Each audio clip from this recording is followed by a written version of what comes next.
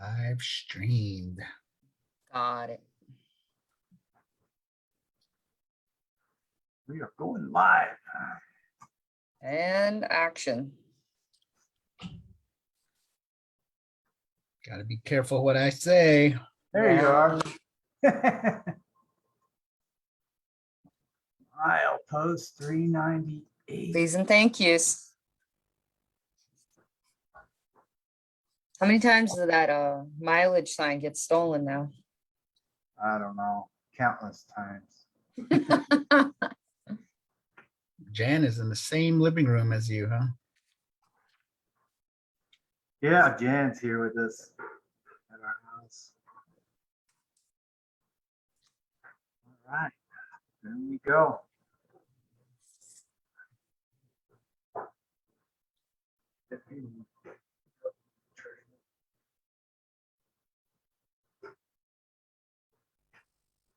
Where is Shaylin? Shaylin. Yeah, it's Floyd's mom. I gotta send her the link to join. Alrighty. My head in every now and But she was. then. I'll put fold your laundry right next on this table. What's those terms in there?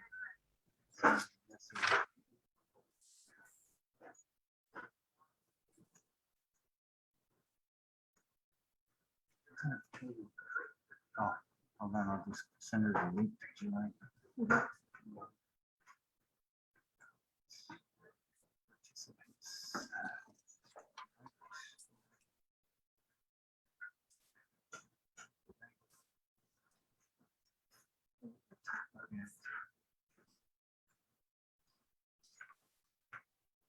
Found it, you're ready. All situated, you ready?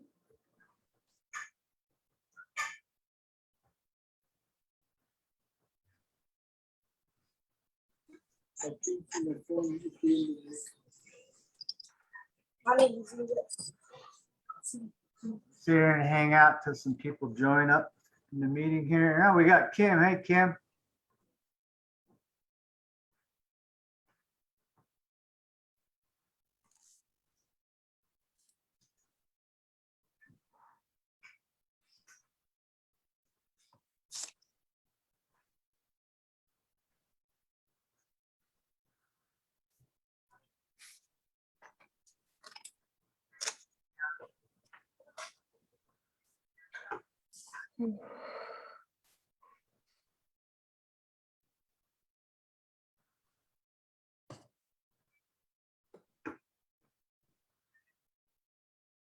Sent the link to Shaylin via Facebook, so hopefully she will join.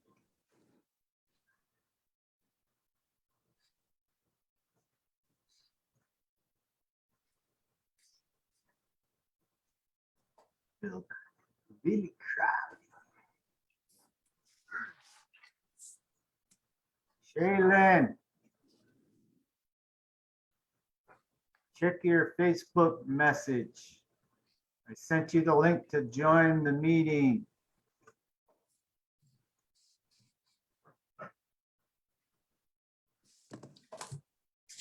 What was her character's name? Albert the Gay. What was Floyd's mom's name? Lorraine, not Lorraine. Gloria? Yeah.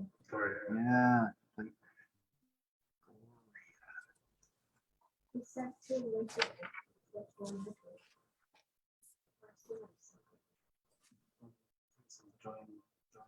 I sent you an invite link a long time ago, last week, but I'll send you a new one.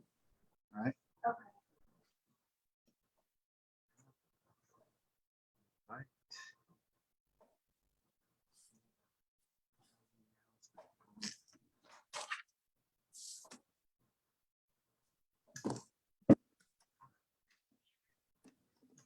Trying to get everybody here joined in. I have to know. Yeah, I sent it to you.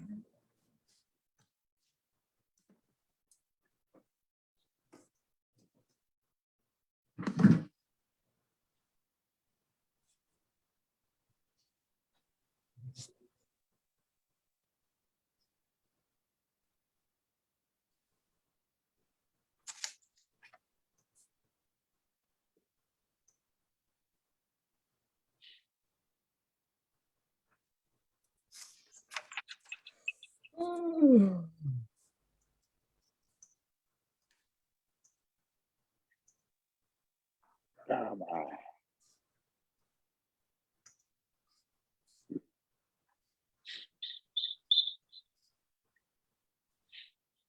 Six viewers. There's only three of us in here. What happened to Bo and everybody else? Kim. Kim was here too. Kim. Listeners. Oh, That's me with the feedback.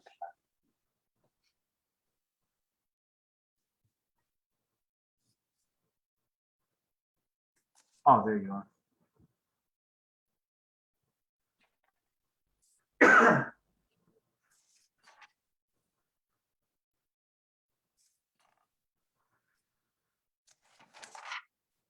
We've got three people viewing live. That's all. On my other phone. Just three people viewing live. All.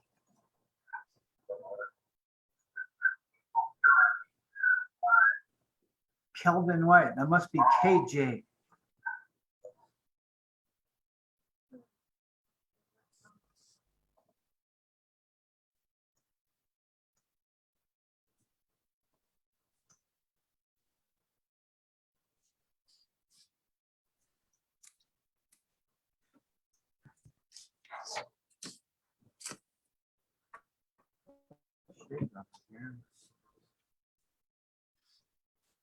Just like the video, that's it.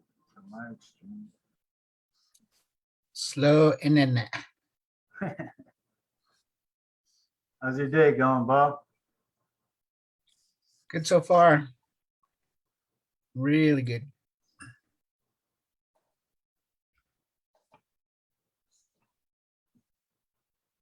But she got slow internet. There's Kim. Hi, Kim.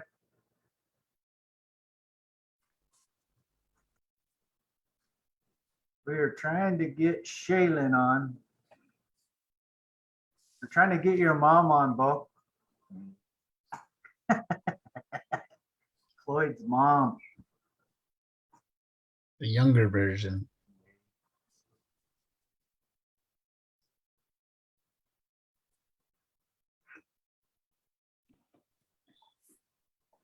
Everyone hear us okay?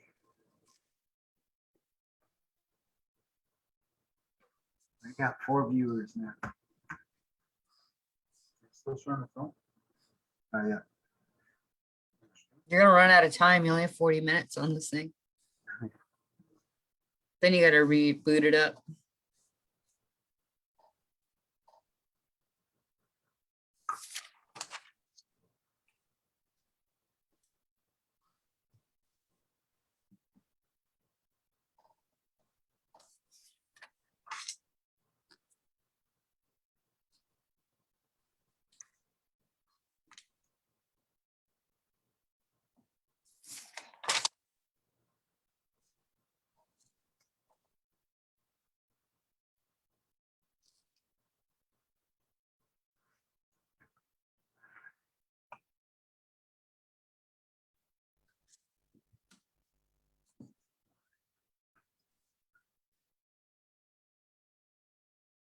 We've got 5 viewers.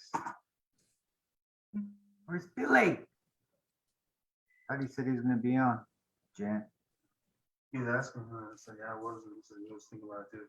Or he said he was planning to.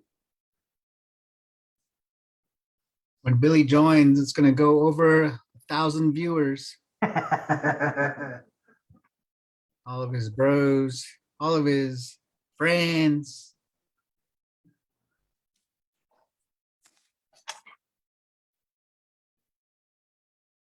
Hey, Chandler. Chandler's watching us here on Facebook Live. Where's Billy? Jan said he was gonna be on. Chandler, where's Billy? Okay. Well, while we're waiting for Billy, we'll go ahead and get started. I'd like to thank everybody for tuning in on Facebook Live for Milepost 398 live stream with some of the cast and crew here.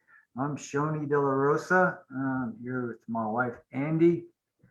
We're the filmmakers. We're the ones that made Milepost 398. And we have Jen Patterson. He used to work for the Navajo Times back then when the movie came out. So he's here. He's here, came to our house. So we're really glad to have him here. He hasn't been here in our house in many years. So welcome, Jen. Thank you for being here. Hi, Audrey. Hi, Kim. We have How are Kim, you all doing? Hi, Kim Beth. White. It's Cloyd's wife. Lorraine. She played Lorraine in Milepost 398. And we have Lawson Bo Benali Jr., Cloyd himself. He's here.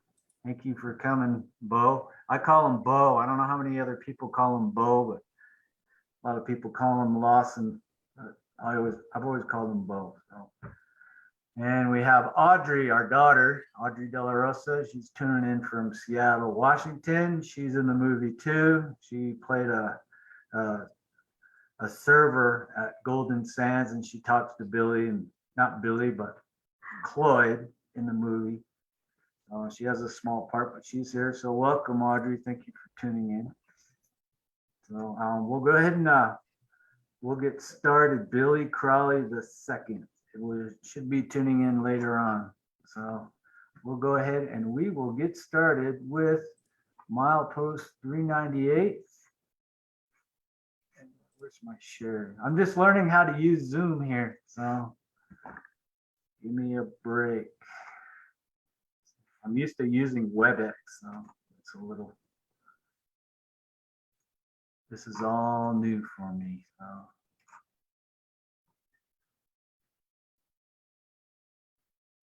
You guys all should be able to hear this. All right, we're gonna talk over this too as well.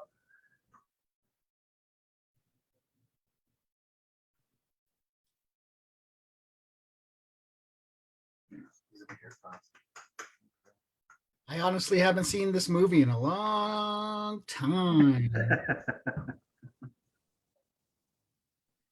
I'm not seeing it showing up here on live stream. It's showing on my end. Oh, it is? Okay. Oh, well, it It's was. not showing on my end yet. There it goes. That's pulling it. You always want some. I don't want anymore. You always want some. Drink it. Hurry.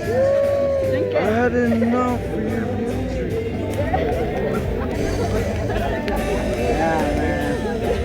I bought it for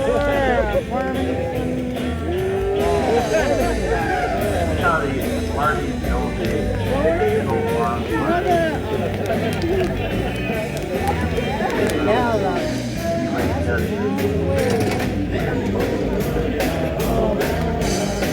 So, Floyd here, plugged down, kind of reflects back on his house.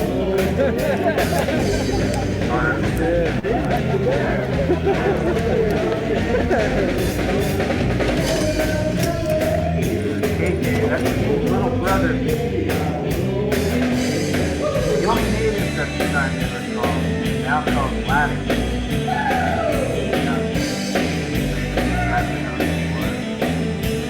That's Sheena Gilmore. And,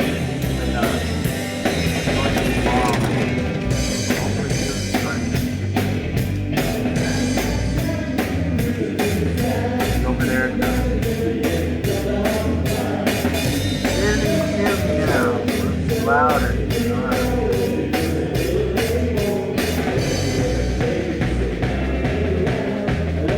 We got Cloyd, Dad, Mom here in the Jackson house. And Van Winkle, that's Cloyd's dad.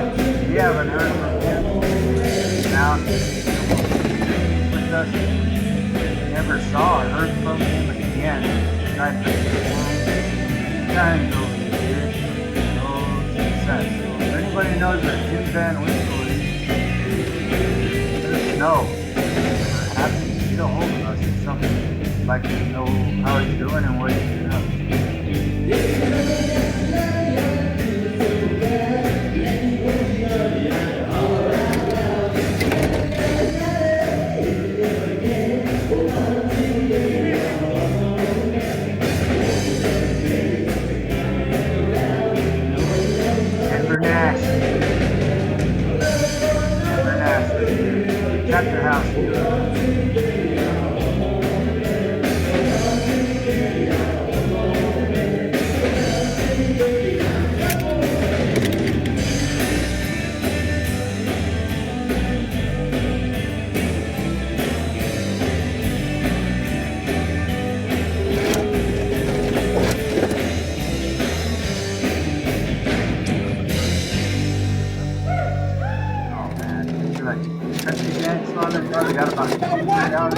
What? I just want to What's your problem, huh? Why? Go home. No. Those are real smacks too. You stay here, then fine. What are you doing, huh? What are you doing this for in front of everybody? You embarrassing me. I work my ass off for my son. What the hell are you doing? Stop. Never hit a woman. Stop it. That's what you get. Get off me. Get off me. Go home. Get your What ass about all the old vehicles in the background? Oh, Yeah, Remember when you were looking for all them old vehicles? that was you a know big what? challenge. Oh, I don't give a shit. Everyone We to even bring had in to an old push vehicle for that some of scene. those got Okay, towed well, in. go home, Albert. Place. I'll be back. Mind your own damn business.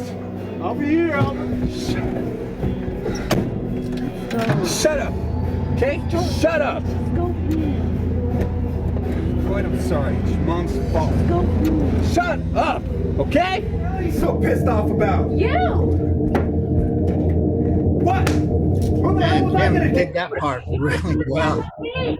I were a rat. I was there. I was You're not that type of person. for me all the time. Trying to act like you were there all by yourself. I hate it when you do that. You always do that. She's really Yes, stacking always. like a chin. Now you're not gonna tell me no more.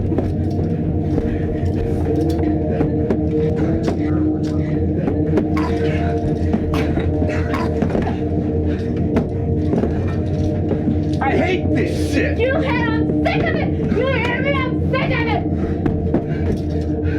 I'm not gonna do this anymore. I'm tired of this. You hear me? Tired. Tired of it? Yes, I'm tired of this shit.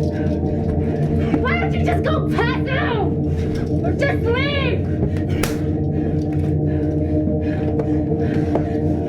I'm not gonna do this anymore for me. Get up. Cloyd! Get up. Cloyd! Get to your room, Cloyd! No, son, stay here. Look at your father. Look at him. Get to your This is room, what Cloyd. happens when you drink. You become crazy. Look at you. You're Stop scaring it. him. You're Don't scaring bring him into I'm this. not gonna Cloyd, stop get it. to your I'm not room bringing now. him into this. He needs to see what his father is really like. Look at you. You're just a drunk. You'll never change. Stop it! No, you can't even put it down. Look at you. You're still a drunk. You always will be a drunk. Stop it. No, I'm not gonna stop it. You stop it. You're just a drunk. You'll Look, never I'll change. stop, okay? No, you won't. No, you I'll won't. try. You won't try. You won't stop. You're still the same drunk. All the time. You will never change. I said I'd stop, okay? You won't I stop. promise I'll try. No, look at this. He's Well, watching what do you want? He's watching you. He's watching all of this.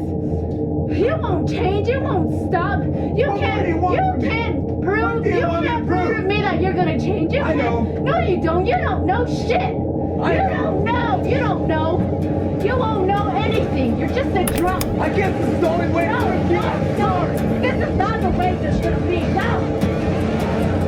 No, I'm not gonna do this.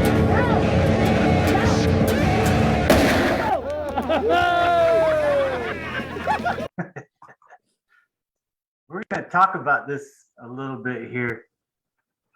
Kim, you remember you did this at the very beginning. There's a lot of backstory to the whole beginning of this whole film here.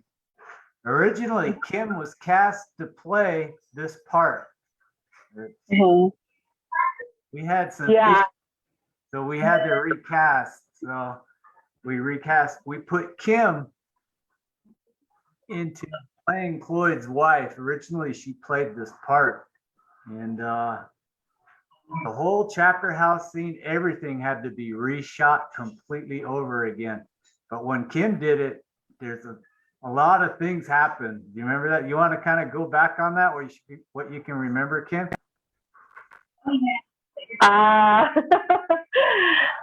On my end, it seemed pretty smooth. I don't really remember any hiccups or anything. I just remember that, someone was playing that role, and there had been discussions, and then I became Lorraine pretty much.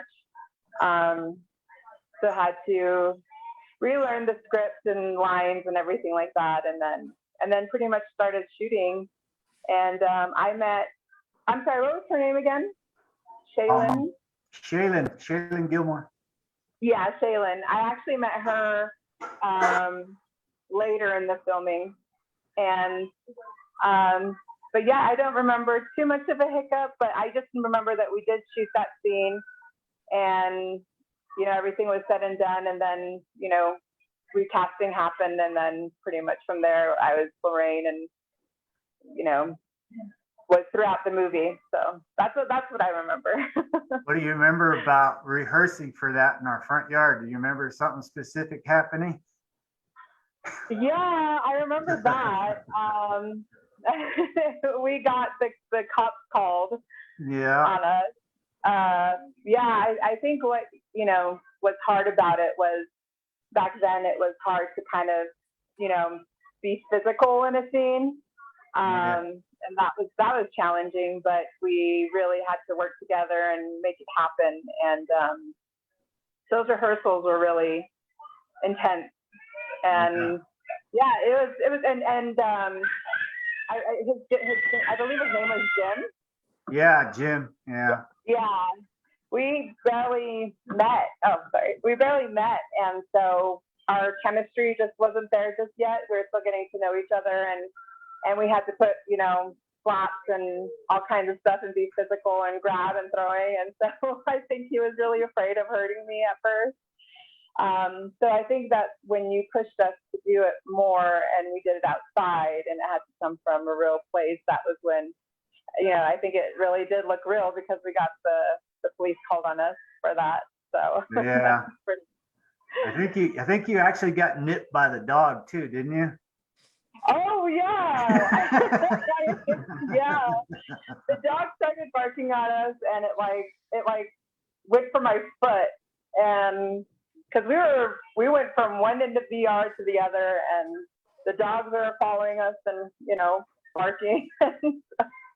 So yeah, I forgot about that. But yeah, the rehearsal part was really was fun and realistic, I guess, because the cops got called. So Yeah, I think the cops got called on us when we were actually doing the shooting at the chapter house. You remember that? The cops came rolling up on us real fast. They came in with the billy clubs out, and then some people from some neighbors down the road from the chapter house came up with some bats and some boards, and they thought it was a real fight going on. What's going on here? What's going on? I said, we're just shooting a movie. And that cop was all gun-ho too, and ready to haul some people in and beat some people down. But we told him it's just a movie, and he's like, oh, okay. Yeah. It was, we had to be loud, and it was crazy. It was just really intense. So it was, but it came off well, I think. Yeah, I think, we put all that work into that whole thing, and then we had that issue where we had to recast and we had to shoot everything all over again. That was, but I think.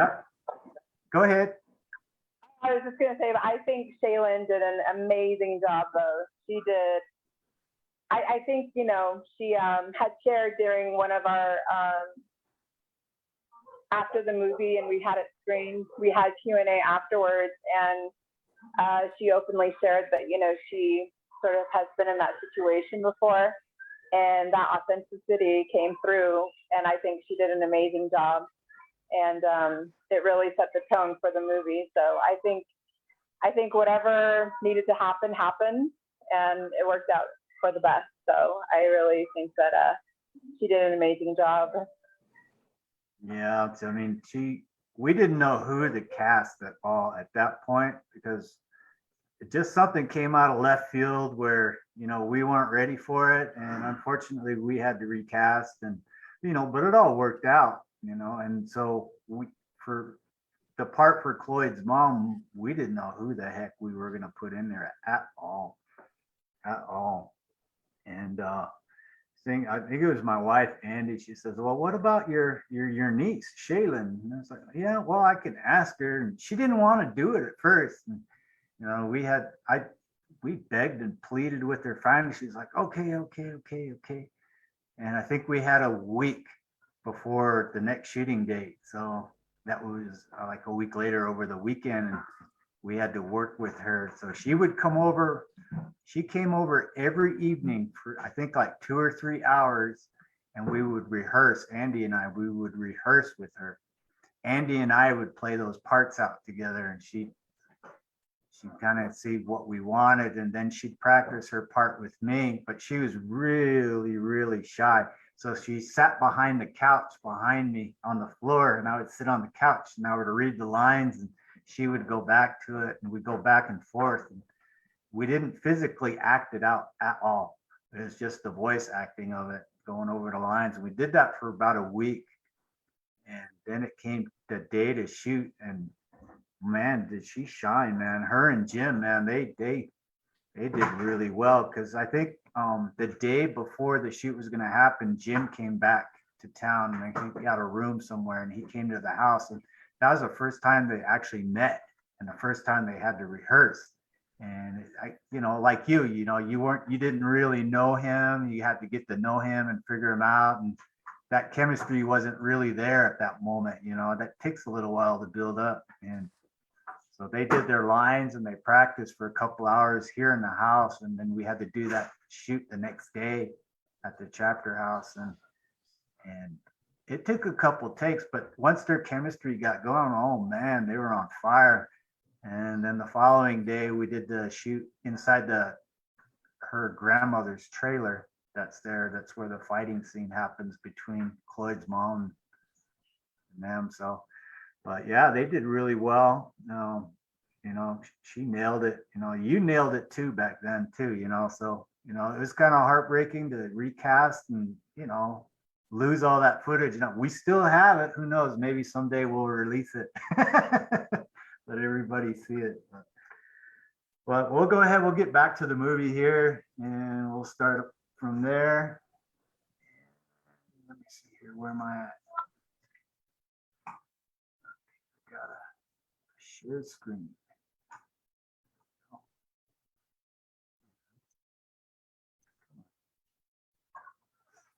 The party scene.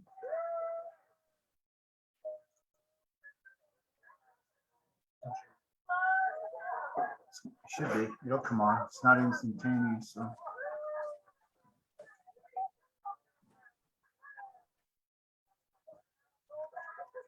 Fucking around, you fucking son of a bitch!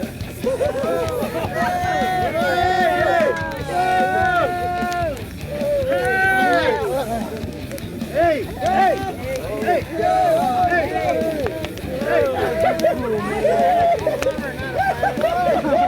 Knock it off, you fucker!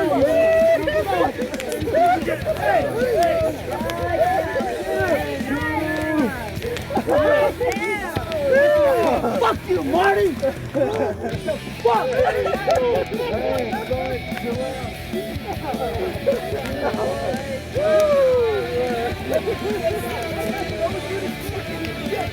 Every fucking time!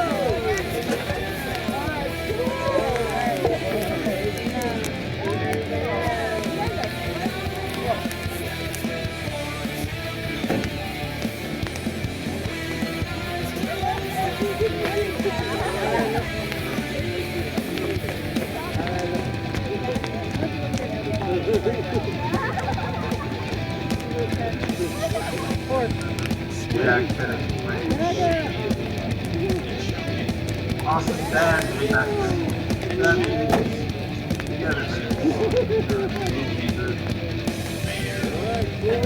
Applause for her. Everything's on sale.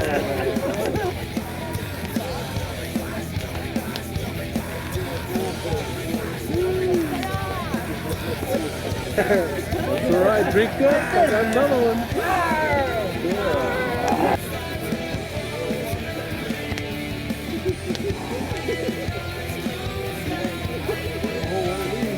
Not that one.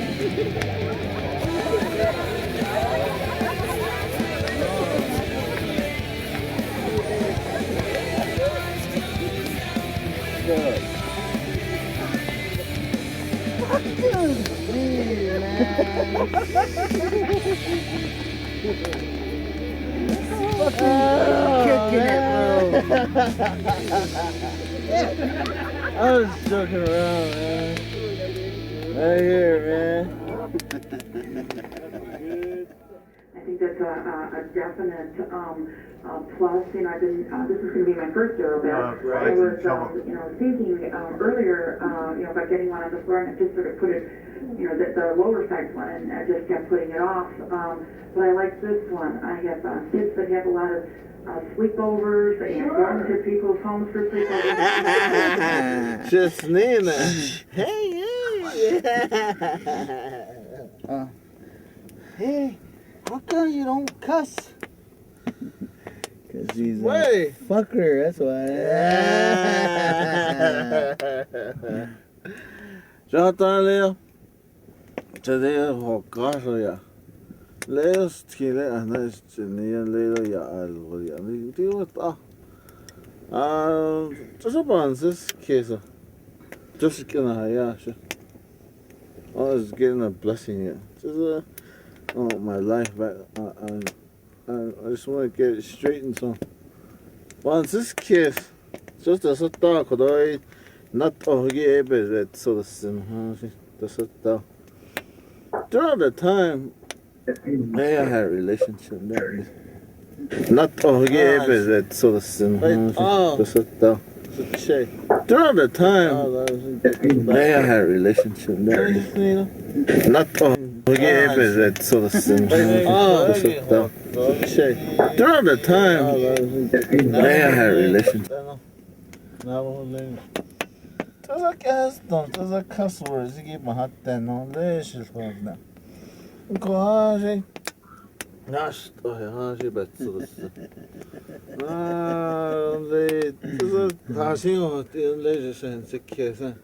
Once this kiss, it's a gas don't. Well, then I'm not gonna cuss and so. At least it's a star, yeah. Just I think that this is at least I can just try anything. So that then, from there on, then, this is not one cuss word. Is it then? Bonson kiss, yeah. Not one cuss word, yeah. Then, yeah, you don't cuss ass in. Fuck it, you fucking fucker. No, come on, these So there's no cuss words in Navajo? Dan. No cuss Show words. Marty.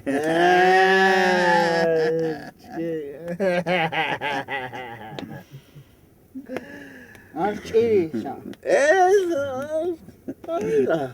no cuss word. There's no translation in English. Dan. Onsen kiss. Onsen kiss. Marty. That's a cat. Just cheat, Sean. It's not the bad that they are just kids. It's just the little part hot santa. Pink. How about the Yashi? Yeah, not the next time. I'm not don't know.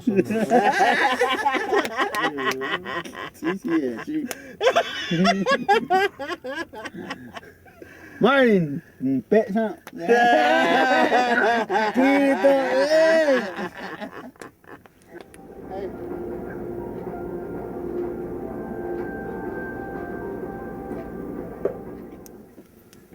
That's it. Horse, yeah, I think. Take care of each other, man. Horse, yeah, I think. Let's go. Hey, you guys. Watch out, somebody threw up right here. Yeah, let's go. Jimmy. Come on. Kick me out like that, man. I froze my butt off outside, man. I was shivering, my teeth were all shattered. Oh, bro, remember you were slamming everybody hard as hell in the pit, man. That's why you got your ass thrown out, man. You know me, man. I party hardy Marty, man. That's how I roll, man. That's right. That's right, you do. Man, forget Farmington, though, man. Natives always being targeted out there for something. Prejudice, though, man. especially in the head. You know what, man? Fucking gallops like that. Man, they gallop all over your sorry behind. Shoot, man, I remember one time. Whoa, look out! Oh man, slow down, man. Ah, shoot. Damn, I hate it when that happens, man. Freaking coyote. Hey, Jimmy, did you cross his path? No, man, I was pretty close though. Gotta wait for somebody to come the opposite way before we can go. Which way was it going? I'm going that way. Man, you know how many other stupid Johns out there are doing the same exact thing that we're doing right now? We're way out of nowhere. Coyote crossing time, man. You're out there for a long time, man. I'm talking about days and weeks. A long time. That's what you do. What would you do? Or how many people wreck trying to avoid the Oh yeah, man. They cause a lot of wrecks, man. Or if you're going to work and you try to explain to your boss why you were late, some Navajo man, he would understand. But a Vilagana boss, man, she'd probably fire your flat behind right there, man. What happened? So what we gonna do, man? Gotta wait for somebody to come by, huh? Oh, we Hey. gotta wait. That's the next question. You remember the officer that arrested me? Oh, man. There's an officer Yeah, my arm still hurt, man. Anyway, but anyways, do you think she would stop a high-speed pursuit if a coyote just ran across her path? Yeah, she would. She stopped. You think so? She would stop. I know I would stop. Man, I'd pull over and I'd call for backup, man. Imagine that shit on the radio. Man, dispatch. Showing us your car. Shit, my thighs.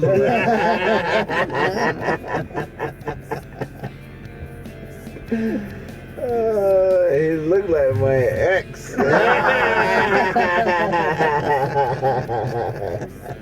Hey, Huh? oh, man.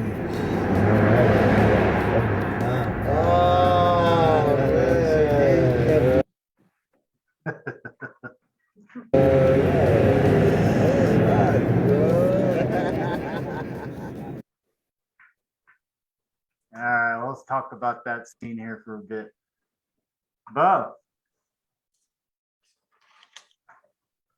All right, you want to talk a little bit about that?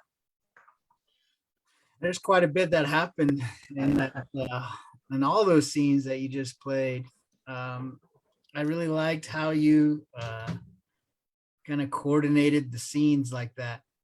I liked how you showed that, you know, the friends were the ones fighting with each other first, and then you know, they forgave one another and just ended up being who they are. But that was a good understanding of their friendship, you know, how they would kind of just go in and out, and also kind of already gave us a glimpse of how close Cloyd was, you know, to his friends, to where it seemed they were more like brothers to him. And I think if someone had been watching this movie for the first time, you would wonder if those were his brothers, you know, that were taking care of him. And that was the good bond that those three characters had. So I really liked how they were, you know, how they were portrayed like that at a party scene, you know, way out in the middle of nowhere. And even that was cool too. How the only real light that was there was the fire, you know, and it wasn't like a big old, you know, movie set to where you had all these lights making that, you know, natural ambiance. But in all reality, you know, I think that's the part that everyone really appreciates about, you know, this movie, is that it's real, you know, and it'll probably bring back a lot of flashbacks for a lot of people. just just being in those types of environment.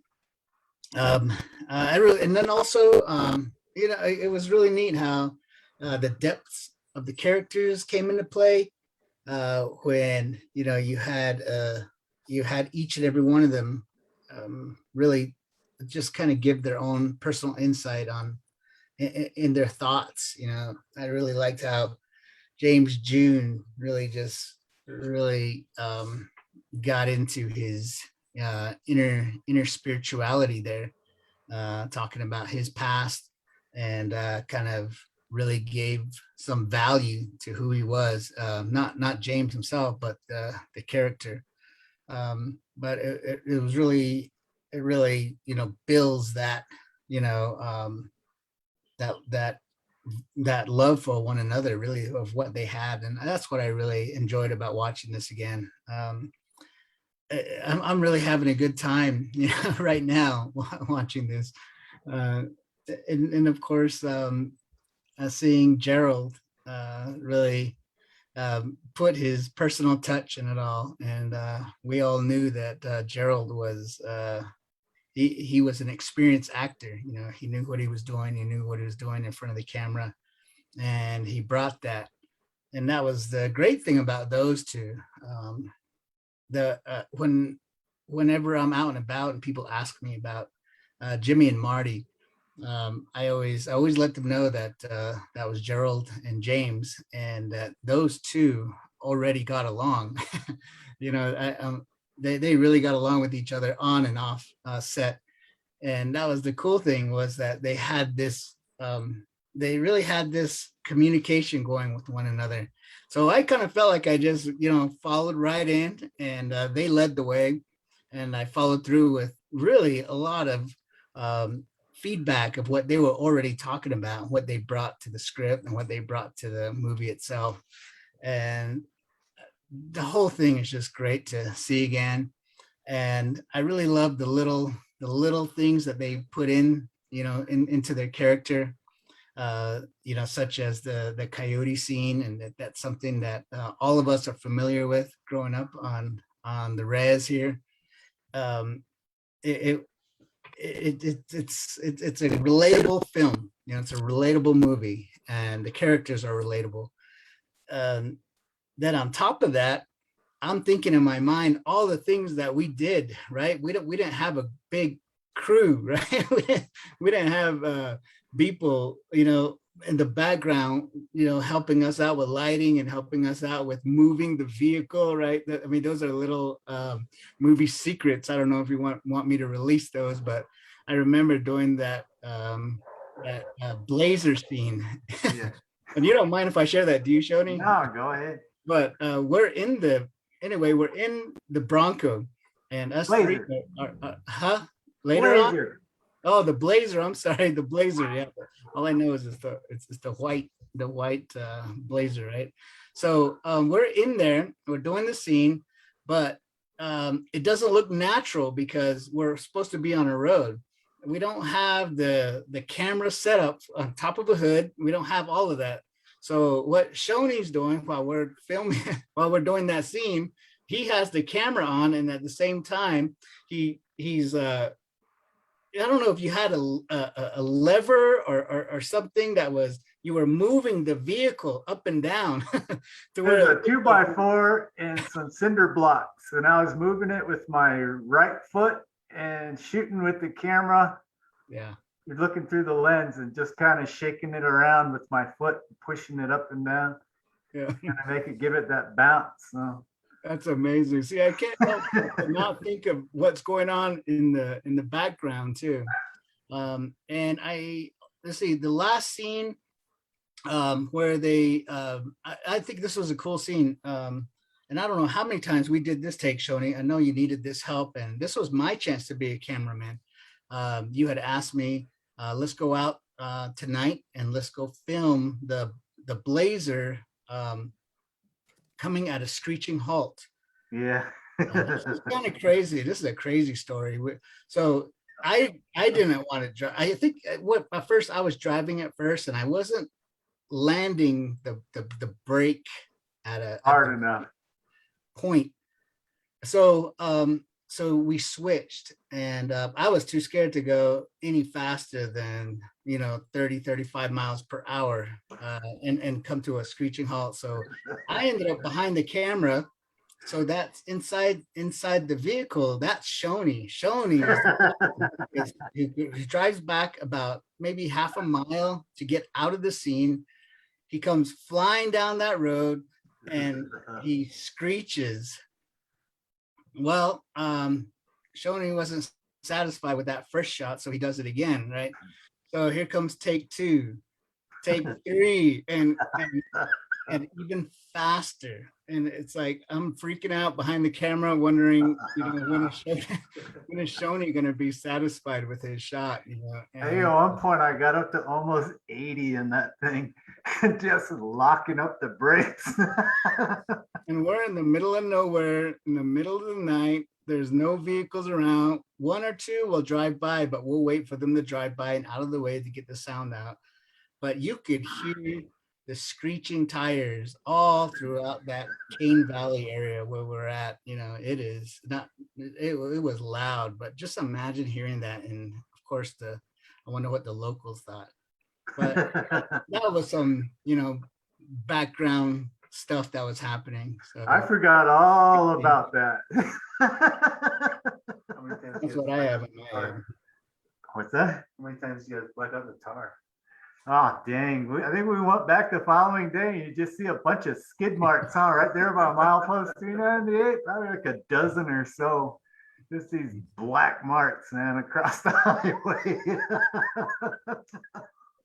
It was wild. I forgot all about that. Oh, yeah, that was pretty cool. Yeah.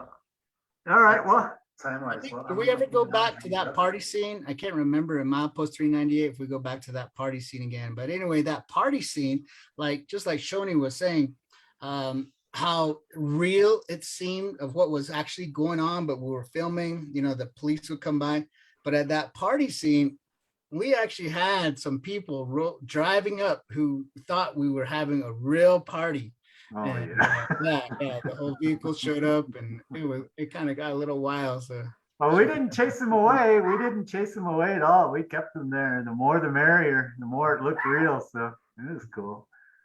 Yeah, and if it. Oh, I'm sorry. I think I remember when you were talking about the party scene. I came to shoot some scenes, and you had shot that over the weekend, I think. And Shoney had mentioned that a lot of these people, they volunteered their time to go from like a church or something like that. Was that true? I remember you saying something like that. Yeah, there were some people that came from church to come help out, Yeah. like they're partying and all that. But we also had real people that were partying that decided to come on out, and they, like Bo was saying, they thought it was a real party, so they decided to join in. But we told them we're just making a movie, but you're free to stick around, be part of the movie. So they did. They stuck around. I have to give props to the back crew, the people in the background. I noticed my cousin was in there. He was with us that summer. My cousin Ben Charleston and his wife were out there, so it was cool to see him on film again.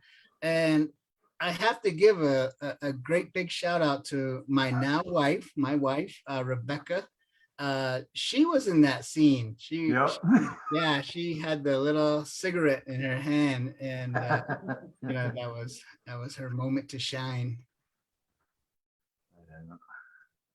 Yeah, that was a lot of fun. It's an experience. It took a lot of work, a lot of logistics to get it done. All that just, I don't know, when people watch Milepost, I don't think a lot of people don't realize what goes on to actually make that scene happen. Just one little quick scene, just like that party scene. It's probably no more than 10 minutes, 15 minutes at the most, if even that, but how many days did that take, and how many people we'd have to get together for that, it's a lot of work, so, but it was fun, Jen, you mentioned you were going to ask something. I don't remember what it was. Well, if you remember, we'll come back. I think it was how many attempts at like do you recall, and how many hours of footage is that like total with Bo out there? Where at the party scene? No, the party scene and the screeching. Oh, okay. Total amount of footage shot during the whole party scene, as well as the skidding of the truck on the highway. Most likely, probably about 3 hours worth of footage. So, and we just used a fraction of it. You know, it's like even when you and Marty are fighting, and Cloyd and Marty are fighting, how many takes did we do of that? Quite a few, you know. At least 5, you know. I was notorious for making the guys shoot things over and over and over and over again, you know, but we did a lot. But we'll go ahead, we'll get back to the movie here, and let's see here. Exactly at what point did you hear, how many times, or did you hear that the sign was stolen? Oh, the milepost 398 sign. Like right after the movie went out, or? The original sign got ripped off in no time, and then the highway department replaced it, and it got stolen, I think, within a month or 2 after that. They put another one in. You know, when milepost started getting really popular, that milepost sign got stolen countless times. I've lost count how many times, but there was even a point where the highway department were getting tired of it, and they complained to me about it. You know, it's like, I can't do anything about it, you know, but they've replaced it numerous times, and it's like, I've actually signed 2 of them. And even I don't even have one of those milepost 398 signs, you know. I wish I did, but I'm not telling anybody to go steal one for me. Don't do that. Leave that sign there. It's there for a purpose. But, you know, I've signed 2 of them. I remember I was going to Bashes, and one guy chased me down, and he was carrying the sign, and he asked me to sign it. And I was like, oh, holy cow, you got the sign. So I signed it for him. And then the other sign, I think it was Gerald Vanderveer's late brother. He came to me with the sign. He wanted me to sign it, so I signed that one. So those are the only 2 signs that I've gotten to sign. But I know that sign, milepost 398 milepost, has been stolen numerous times. So, but it's still there. A lot of people take their picture by it, and I see those pictures on the internet, you know, and that makes me feel good to see that when people are stopping by and taking their picture, and they say, yeah, milepost, you know, and everybody says, oh, I love that movie, and then everybody starts saying their favorite quotes from the movie in the post or whatever. I think that's cool. I think it's awesome. But let's go ahead and get back to the movie. And I think this is when Jimmy and Marty take Cloyd back home to his wife. And at the same time, Lorraine's at home waiting. Oh, yeah. And there's some good stories about this scene. We'll let Pure gold, fine gold. Graded by NGC, recognized the world over. Sight unseen. $999. The lowest price offered on this coin right here. Folks, I see the hands going up. Now,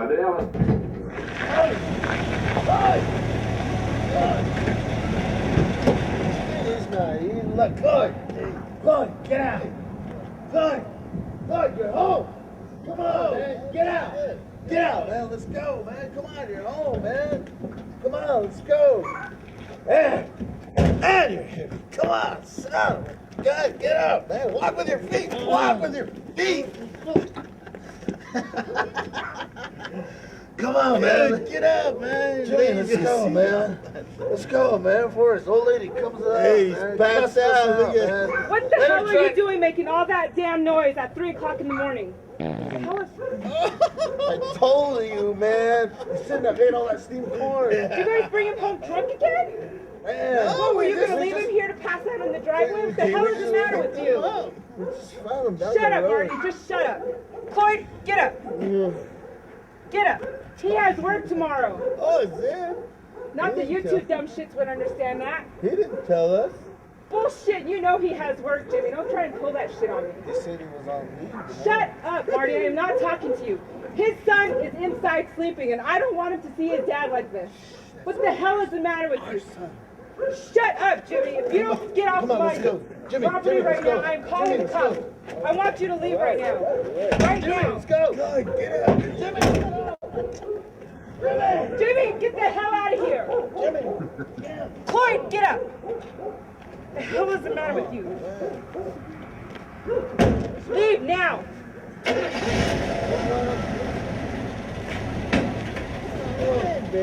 Shut up.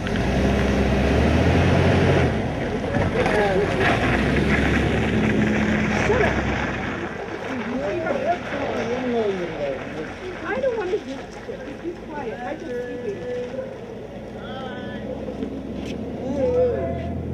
I always take care of you, Be quiet. don't He's sleeping.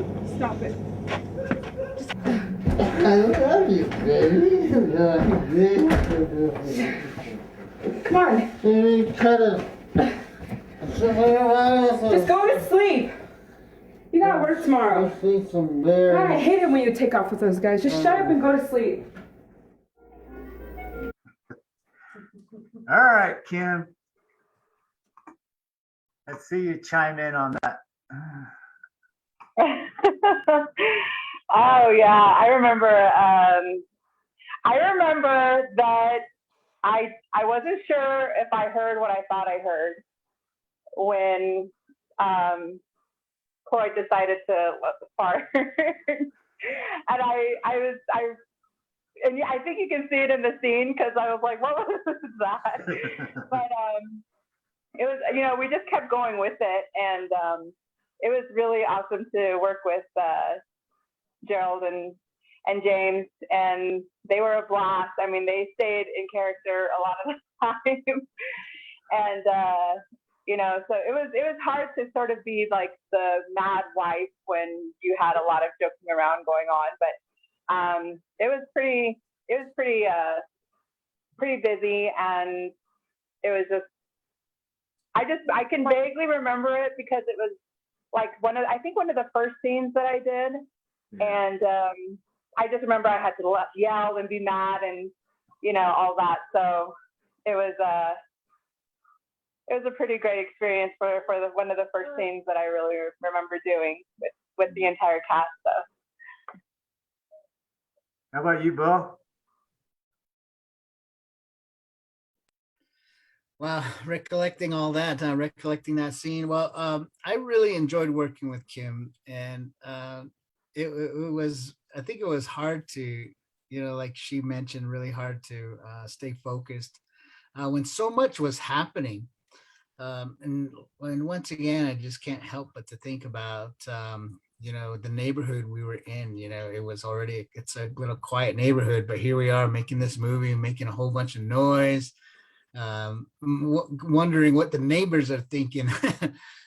But at the same time, I really appreciated how everybody just stayed in character, and with those two, you know, they were already building, you know, their what they wanted to do with their character, with Jimmy and Marty, and that was a classic example of who they were, you know, because all throughout the movie, I had Gerald. He kept he was more teasing me, you know, about well, the character Cloyd, about, you know, about my wife, and he was always kind of had that little joke going on. So it was neat to see how he kept that moving along, you know, and he built that. And I think that was, I don't know if Kim ever cracked a smile on any of that moment. But geez, how can you not, you know, laugh and respond to that? But we had to stay focused because she was pretty upset, you know. The character Lorraine, and just holding that, you know, that was a full scene, that was a whole scene, and we kept it moving through, and that was the, I guess, the part of it is just adding those little things, you know. And I'm embarrassed to say that the fart came out, and we didn't know. I think it must have been the second or third take on it, but we just wanted to, like, whatever came about, and whatever Shoney kept or not, and that was the great thing about Shoney was you didn't stop us, you didn't stop us from being as creative as we wanted. And I mean, to me, those things happen, right? I mean, you see you see people out there, acting a fool like that and behaving in that way, and that's all part of it. It was awesome, man. It was I remember that Gerald and James egged you on to try and piss me off as much as you could, and you had your dead weight on me, and I was like really struggling, and they were like, yeah, I'm trying to make her really mad, and so I remember that was the first time that I don't remember. I think it was like one of the first scenes that you and I did, Bo and I, and so yeah, I just remember they like to pick on me a lot, because I was a little bit shy as well, and I was trying to get the hang of the whole process, and so they would tease me a lot, and they were egging on Bo, like try and get her as mad as you can, and make it really hard for her. So it was a lot of fun. It was. I mean, you see, I know Gerald played a huge part in guiding everybody in certain directions. And a lot of, like, Marty fed off of him. Cloyd, you fed off of him. Kim, you fed off of him too. Just the character he portrayed. And you guys just fed off of it and went with it. And it worked great. The chemistry was just excellent. And it's like when you say, in that part that we just watched, you got your son inside of there, and he's like, you mean our son, You're like, shut up, Jimmy.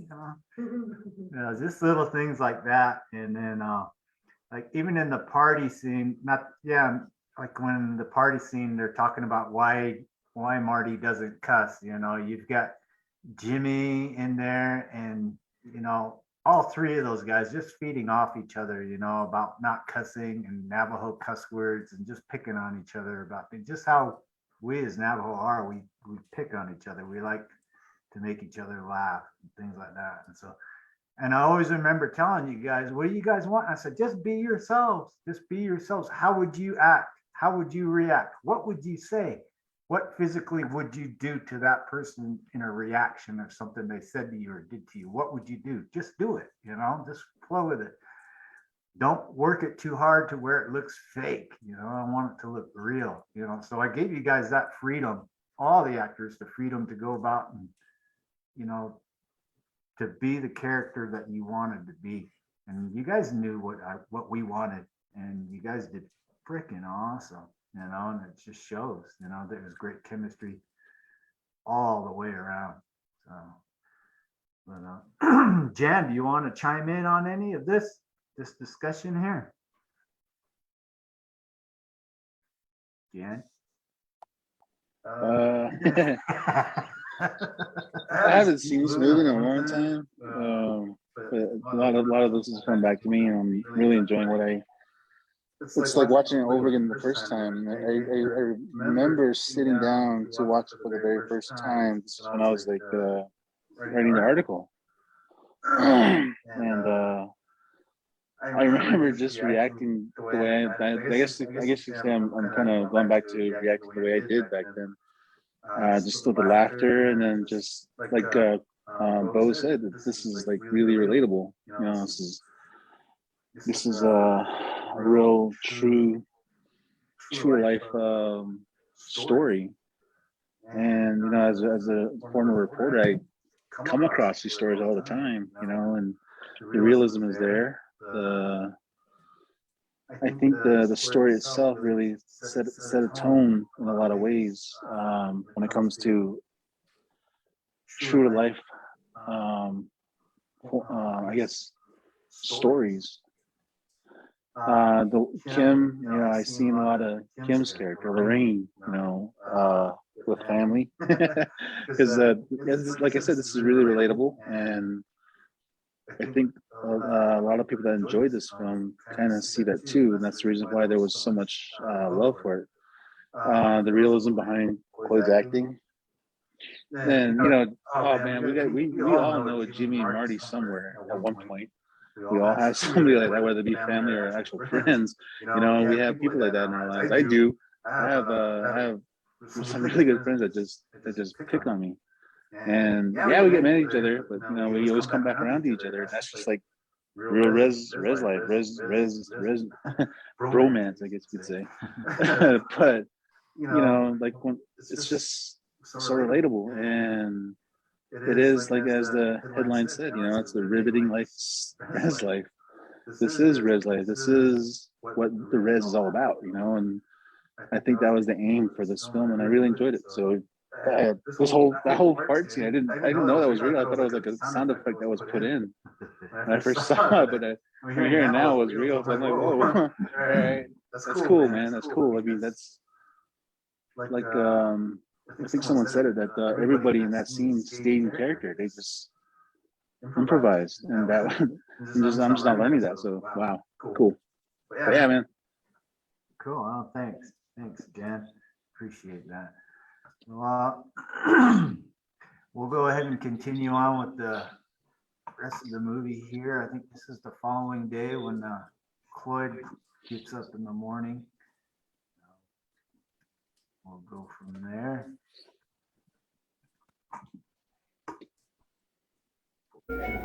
And as the smoke hole was far too small, and with the fire below, there was a chance he could be burned up. So instead he searched for a door. But no matter how many times he circled the house or how careful he felt the planking, it remained smooth, unbroken. Sometimes he would hear the daughter leaving the house to get water or a fish. Masha. But she always walked from the side of the house Where's your mom? opposite him. And when he ran around the other side, what time is it? 10:35, you dumbass. How come you didn't try waking me up? Don't yell at me. I tried. You were passed out, face down, ass up. Shit, I don't see what my sister sees in you. I'm gonna put up with your shit. all this. I'm late for work. Obviously. So finally, Raven sat down a little I'll upstream. be gone all day. And he thought about how he could get into the house.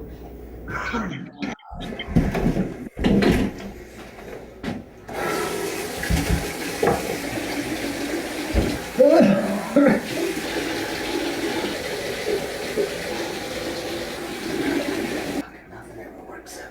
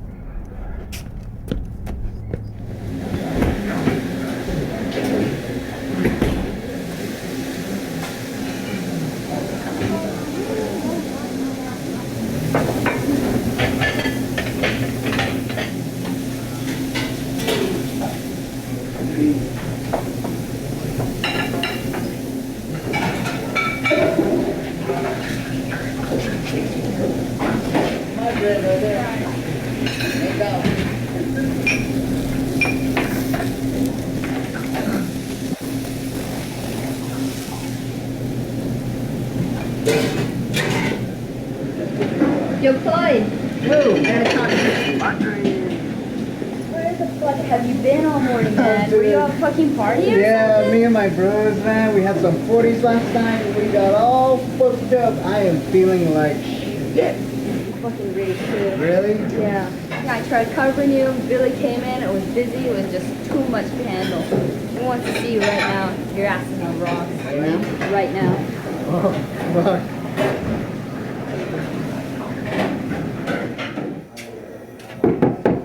What's up, Billy? Where'd you want to talk to me? Yeah, man. Come on, Cloyd. Have a seat, man. Look, man, dude, I'm sorry I'm late, alright? Man, it's the third time this week you've been late. I know, man, but dude, it won't happen again. Yeah, Cloyd, I got a business to run here, man. I've given you so many breaks already. I can't keep cutting you slack. I just can't rely on you anymore, Cloyd. Oh man, Billy, come on, man. I'm really sorry, man.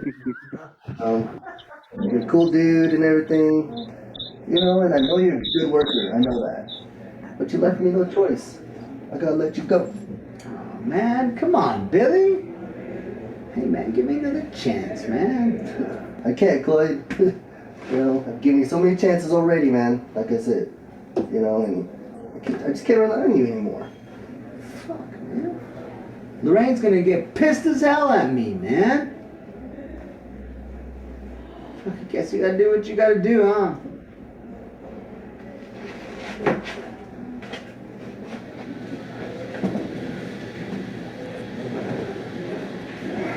Yep.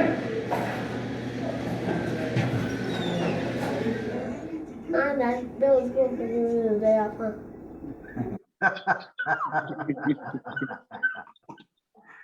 All right, I'm gonna go here and talk about this one here. Audrey, that's your big scene. Oh yeah. That's what you do in high school. Help your parents out. You guys want to talk a little bit about that scene?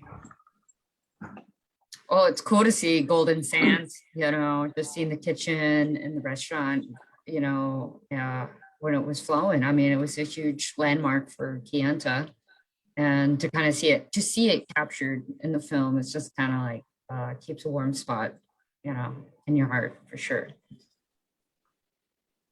I think it's probably one of the most memorable scenes out of the entire movie. Everybody talks about Billy just being Billy, and it's like, oh, come on, Billy, give me another chance, man. You know, so I really wish Billy was here. He's actually working, so I don't think he's gonna be able to chime in. He's probably busy. I think it's like he works at a Migo restaurant now, so. But Bo, you want to talk a little bit about that scene? That was a cool scene with me and Audrey. That was fun. I'm really glad that me and Audrey got to share that together.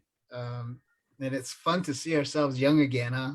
Yeah, it's funny. Just kind of like what was going on in 07 or whatever. Right, 2007, isn't it? Yeah, kids are now like 14 years old, you know, or even longer than that now. Yeah, so much has happened in this town. And I'm a K-Towner. I'm still living in Kansas, so yeah, I see it like just like you did, you know, just memories of all these great places. And I think that was the cool thing, like you're saying, Audrey, is that Shoni got a chance to capture a lot of it. You know, what I appreciated once again about Shoni's filming was I remember he wanted to keep things the way they were, you know, without, you know, calling Golden Sands a different kind of a restaurant or anything like that. You know, everything was exactly how it is. You can actually follow milepost 398 and go to those places here in Kayenta. They're actually there, and you can follow the same routes and follow the same roads.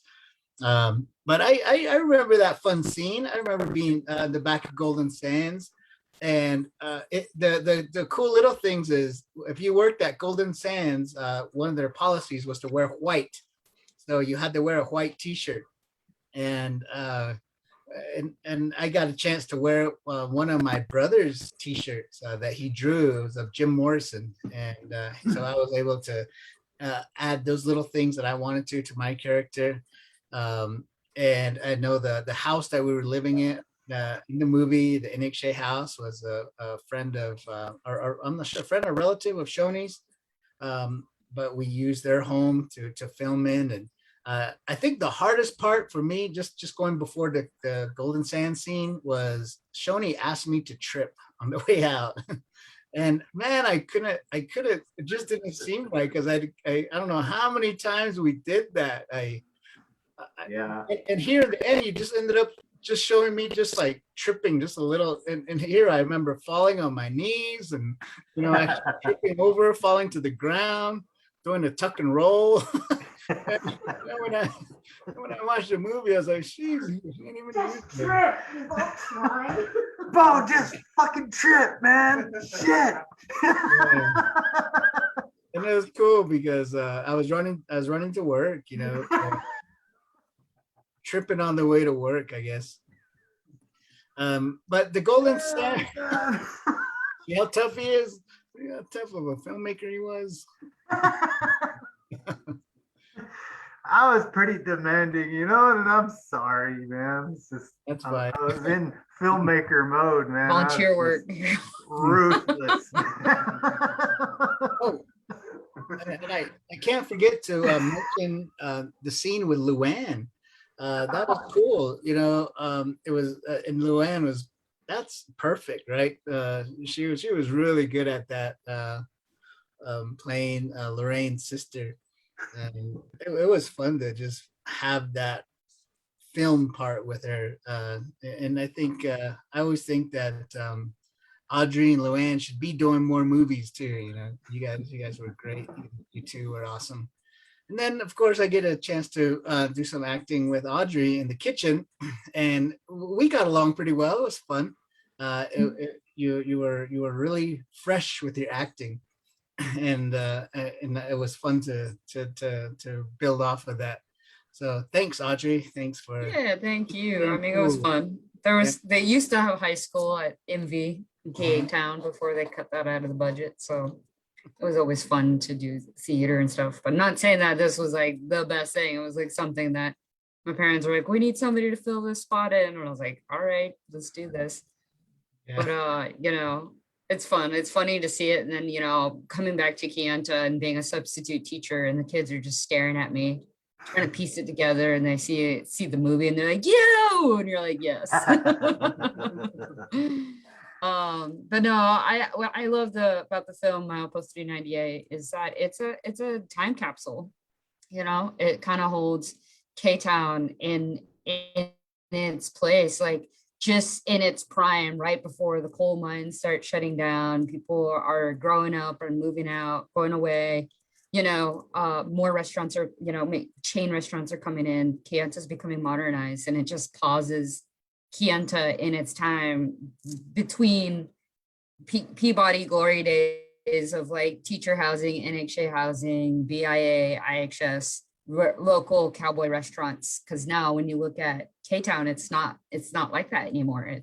It's brighter, more street lights, newer gas stations. So it's kind of cool to revisit the film and know, like, Kianta is kind of like preserved in this timeline, because it's like we're storytellers as Indigenous people, and we're always like backtracking our hometowns timelines through our grandparents and our aunties and uncles' days to our parents, and now we're parents, or now we're aunties, now we're relatives, and we have younger kids who are watching this film and witnessing what their hometown was when maybe they were a baby turkey at 2 or 3 years old, or not even brought into this world yet. And K-Town and Milepost 398 in the way that I know it, Yeah. It was well said, Andre. Thank you for adding those words. That was really neat to hear about this little town that we live in. Let me go ahead and yeah. Well, I never thought the Billy scene was gonna go get big the way it is, I guess. And I reference all the memes that are out there. There's quite a bit. I enjoy them. I crack up on them. Whoever is spending their time making these, I guess you must be a fan, or you see something happening. So it's amazing to see something get that big, especially with Billy. And that was I think I would have a tough time if I really worked at Golden Sands. I know Billy's a cool dude, but it would be sad to be fired in reality by him, because I don't know. That's the first time I've ever seen Billy be that tough at all. I know Billy, and I've never seen him as a tough guy or a harsh person. So to have Cloyd let him down and to be sitting in that scene across from him and him firing Cloyd, which was me, you know, and I felt bad, you know, because I let Billy down. And to give you some insight too, that last scene when we're going out, when I throw the apron down, Shoni had asked me just to, you know, walk by, and those are real customers. they're not actors. And I don't even think we warned them. We just did. That was their actual real reaction. They're like, "What in the world's going on?" This guy. Cook just got fired. Yeah. I just ordered. It's gonna fix my food. Yeah. It's pretty amazing how this film is being made or was made. Anybody else want to chime in on that? How about you, Jen? I don't know. Yeah, the memes keep coming and coming, especially when I have a friend of mine that's in a bad mood or has a bad day and got fired from work or something. You know, there's always that meme, Billy just being Billy. So there's that, and then I've seen some Marty and Jimmy memes too. I remember specifically a friend going through some issues with baby daddy, and somewhere along the way they changed the name of the person, and they said it's our kid, our kid. So those memes, yeah, they're out there. I've seen a lot of them come across. But yeah, like Bo was saying, as long as I've known Billy, I've never seen him like really strict or harsh. He's always really outgoing and really friendly, and I think that comes along with the territory of being, you know, this business owner and then a musician. So, man, I don't know how long it's been since I've seen him play live, but you know, I know that's the personality he had. He always had fans coming up to him, and I think that scene blew up because of his, you know, being his reputation as a musician. He's really outgoing. He's all about the kids. He's about performing, and you know, he has a lot to say when it comes to his music. So I think that's where the popularity really catapulted with the memes, because as soon as I saw Billy not being, because I don't think anybody's seen him in that character. You know what I mean, Tony? Yeah. I don't think a lot of people see him in that phase unless you're actually an employee of him. I'm pretty sure they'll people that probably worked for him that did get fired are probably thinking the same thing, like Billy's just being Billy. Come on, Billy. But you know, it was really something to see him out of his element that I'm so used to seeing. Because you know, like I said, you know, I known Billy for quite a while, way before this film was made. So to see him, I guess, different was kind of eye opening for me. So that was totally new for me. But yeah, like Roger said, time capsule. I was driving into town today, and that was the first thing I looked for when I was coming down by the weather wheel. Just remnants of Golden Sands. And you know, I remember just having food there and just taking in the store. It was pretty awesome. Now I'm a big guy on history. I mean, I taught history. Shoni knows that. I've invited him to my class to talk about history, national government especially. So I enjoy history, and you know, Shoni has shown me videos, like countless videos of Kayenta back in its heyday, black and white videos, no sound. You know, there's a lot of those that he had forwarded to me. And you know, I don't ever believe I have come through Kayenta until I was probably in high school, and that was like 91 to 94. So I'm old, yeah. But it was on the way up to Page a few times, and I think before high school, I've never been to Page. I never really traveled to Res. I usually stayed around Gallup, which is where I lived for so long. So, but when I went to NEU, I always heard people talk about K-Town, and K-Town this, K-Town that, and Monument Valley High School, the volleyball team, the football team. Those were the big things back then when I was in high school, because I think Monument Valley was really like on a roll back then. And I remember they knocked off St. John's, who had the undefeated record for the longest time. So that's what I remember. But yeah, I didn't really learn about Cape Town until I started coming here to see Billy, and then meeting Shoni and Andy along the way. I've learned a lot more about this place. So I've come to appreciate this place a lot more. So yeah, Cape Town's where it's at, and it's kind of scary with the continuing improvements on towns, because you lose a lot of the mom and pop shops. That's why I think everybody needs to really go back and focus on shopping local. I did that when I came. I went to see Billy actually, and it's funny because I haven't seen him in years. And I was in there with my mask. I had my hat down low, and I saw him right there at the entrance. I was like, oh man, I'm gonna mess with him. So he was helping us some customers already with takeout. And I just kept my eyes down low, and I wanted to recognize him. But he kind of looked at me like, I see you somewhere real quick. I can't place you. So he asked me, may I help you? Yeah, man, I want to sit in your lap. He just started cracking jam. And he just broke down, and we just started having talk again. It's been a long time since I've seen him, but yeah, I shop local. I just had dinner, lunch there. So, I try to hit up a lot of local joints. So yeah, that's all I want to say. Cool. That's cool. All right, well, we'll go ahead and get back to the movie here. We're just about done with part one of the movie here, but we'll continue talking after we finish up the last bit of what we're going to screen a milepost tonight. So let's get back to here. Another 5 minutes or so.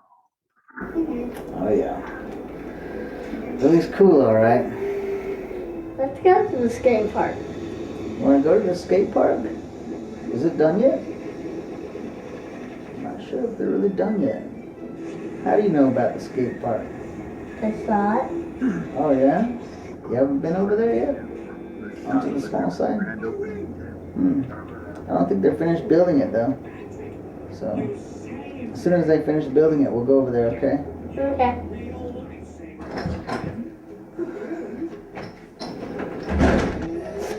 Hey, Mikey. You still coughing? You didn't get sent home from school today? Okay. What? Is he alright? Yeah, he's been sick for the last week.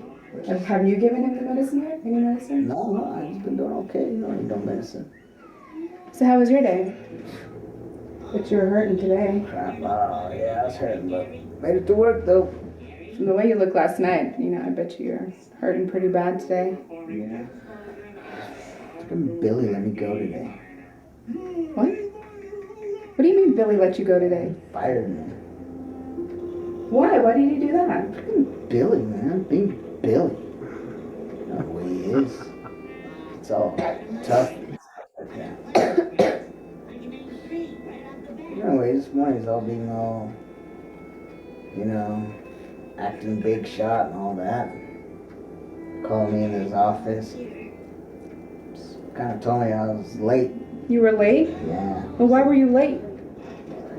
Barely woke up. I told him I was oversleeping and it wouldn't happen again. I just didn't take it anymore, I guess.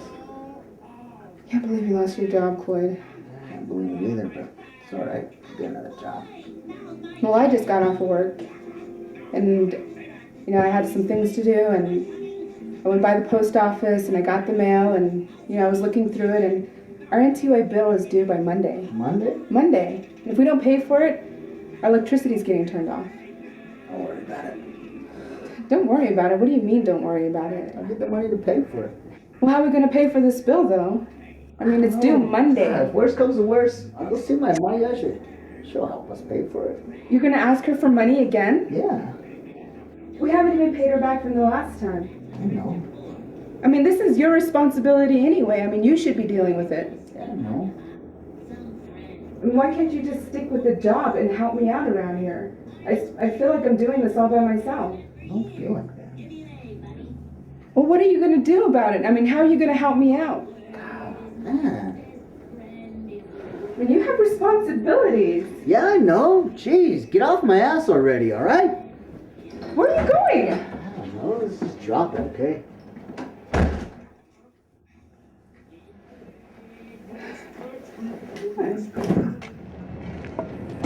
Badass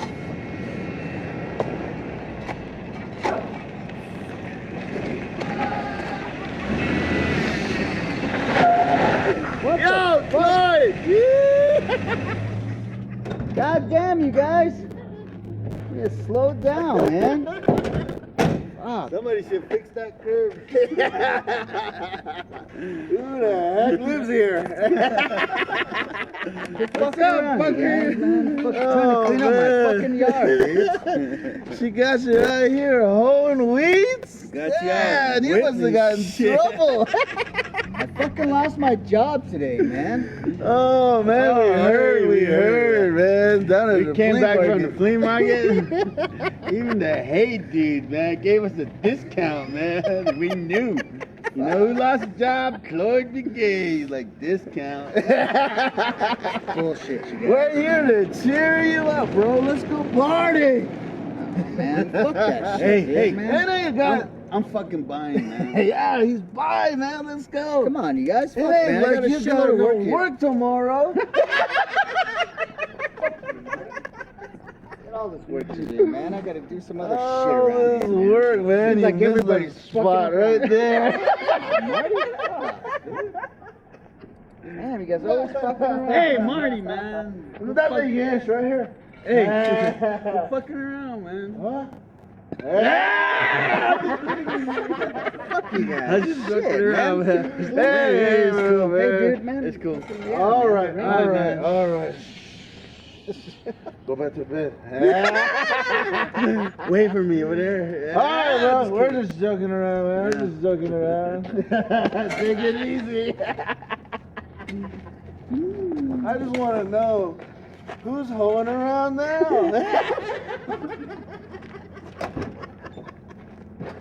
You guys Take get- this job and shove it. I ain't working here no more. Someone's on fire. Hey, this is mine.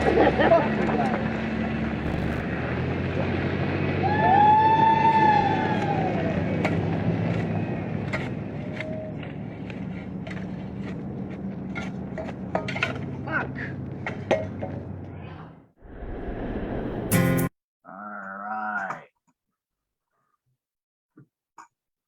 That will be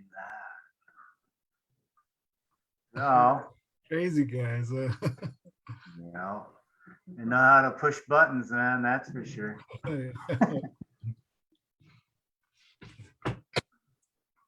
Anybody want to touch base on that scene? I got a question for you. I know that when you and Andy were writing this script, you always shared with us, telling us that it was based on a lot of your past and what you guys have, not what you've been through, but what your realities that you've dealt with. And I think that was also why I really took that character seriously, because I knew what it meant to you. So I really tried to take direction from what you wanted. But at the same time, it always makes me wonder, how in the world did you come up with these two guys? Who are they? Where do they come from? Are they really out there, or are they a culmination of past friends, or what? But just those two characters they're just off grid.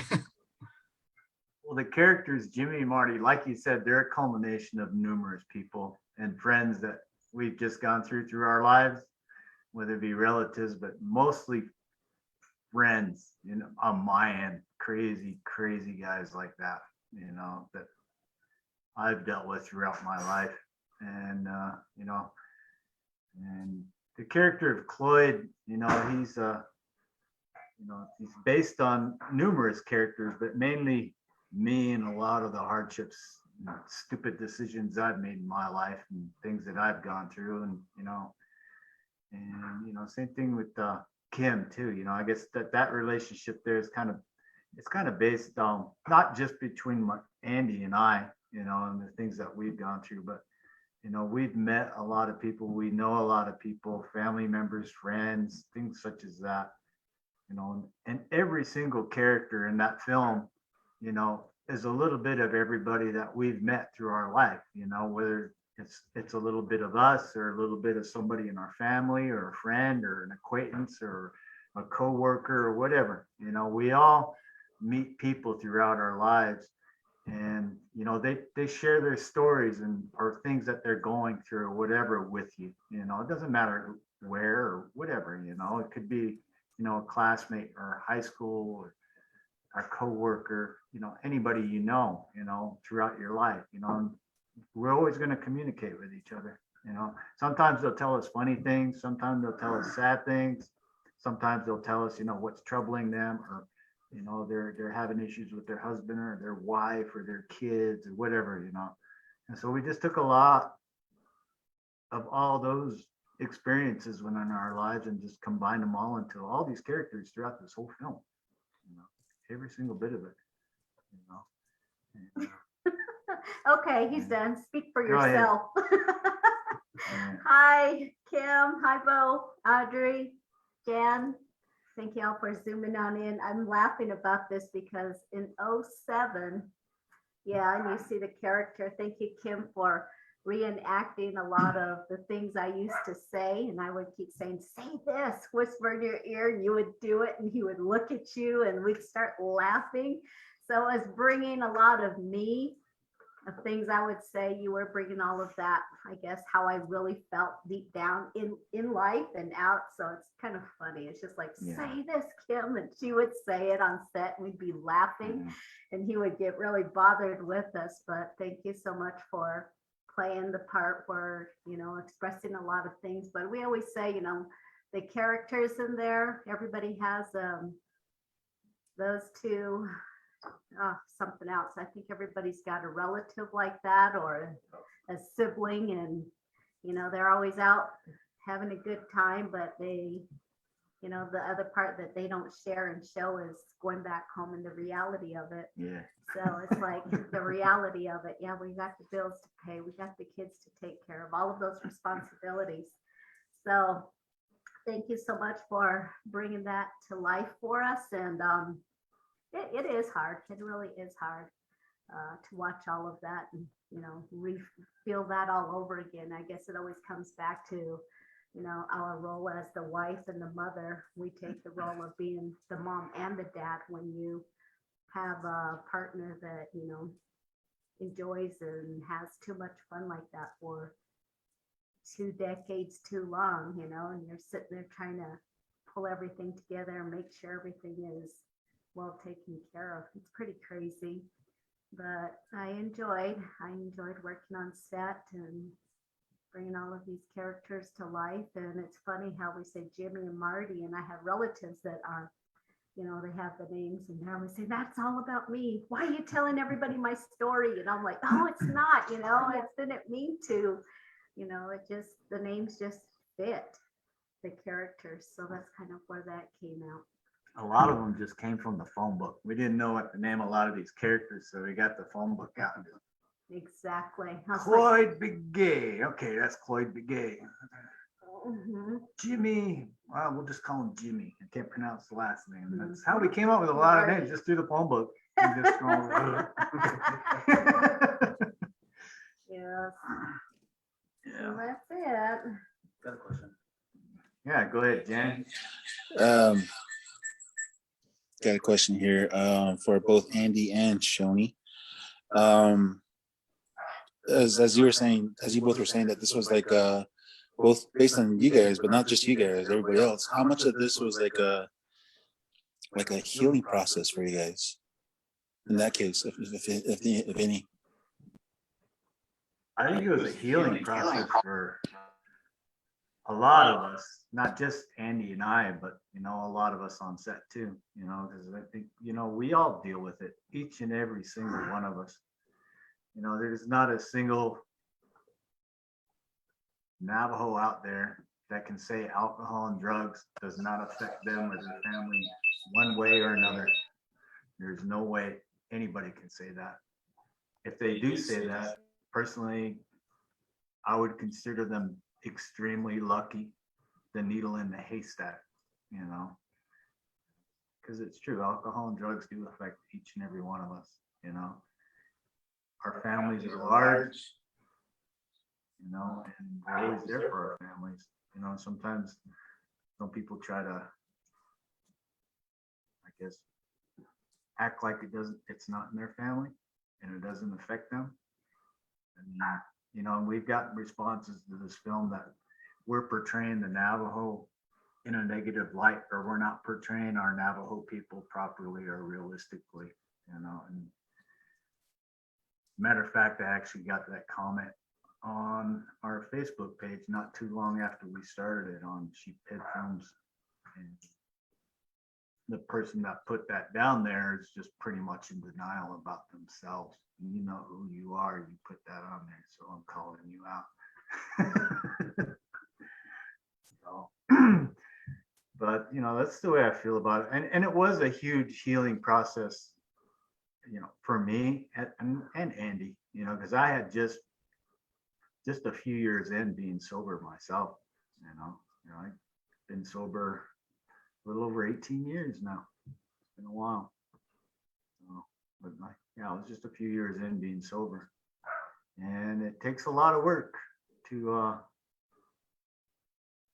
I guess, I'm lost for words now. Let Andy, you go ahead. You go. Healing process. Yeah, I call the whole film a healing process for the both of us. You know, years of dealing with all of that. It all, of course, you know, we're young, and all of it looked like life was fun. Everything was fun. Then you start to see and realize, you know, your children are growing up and they're becoming aware of, you know, these type of behaviors that, you know, you shouldn't be doing as an adult. So it was coming to a stop on a lot of things.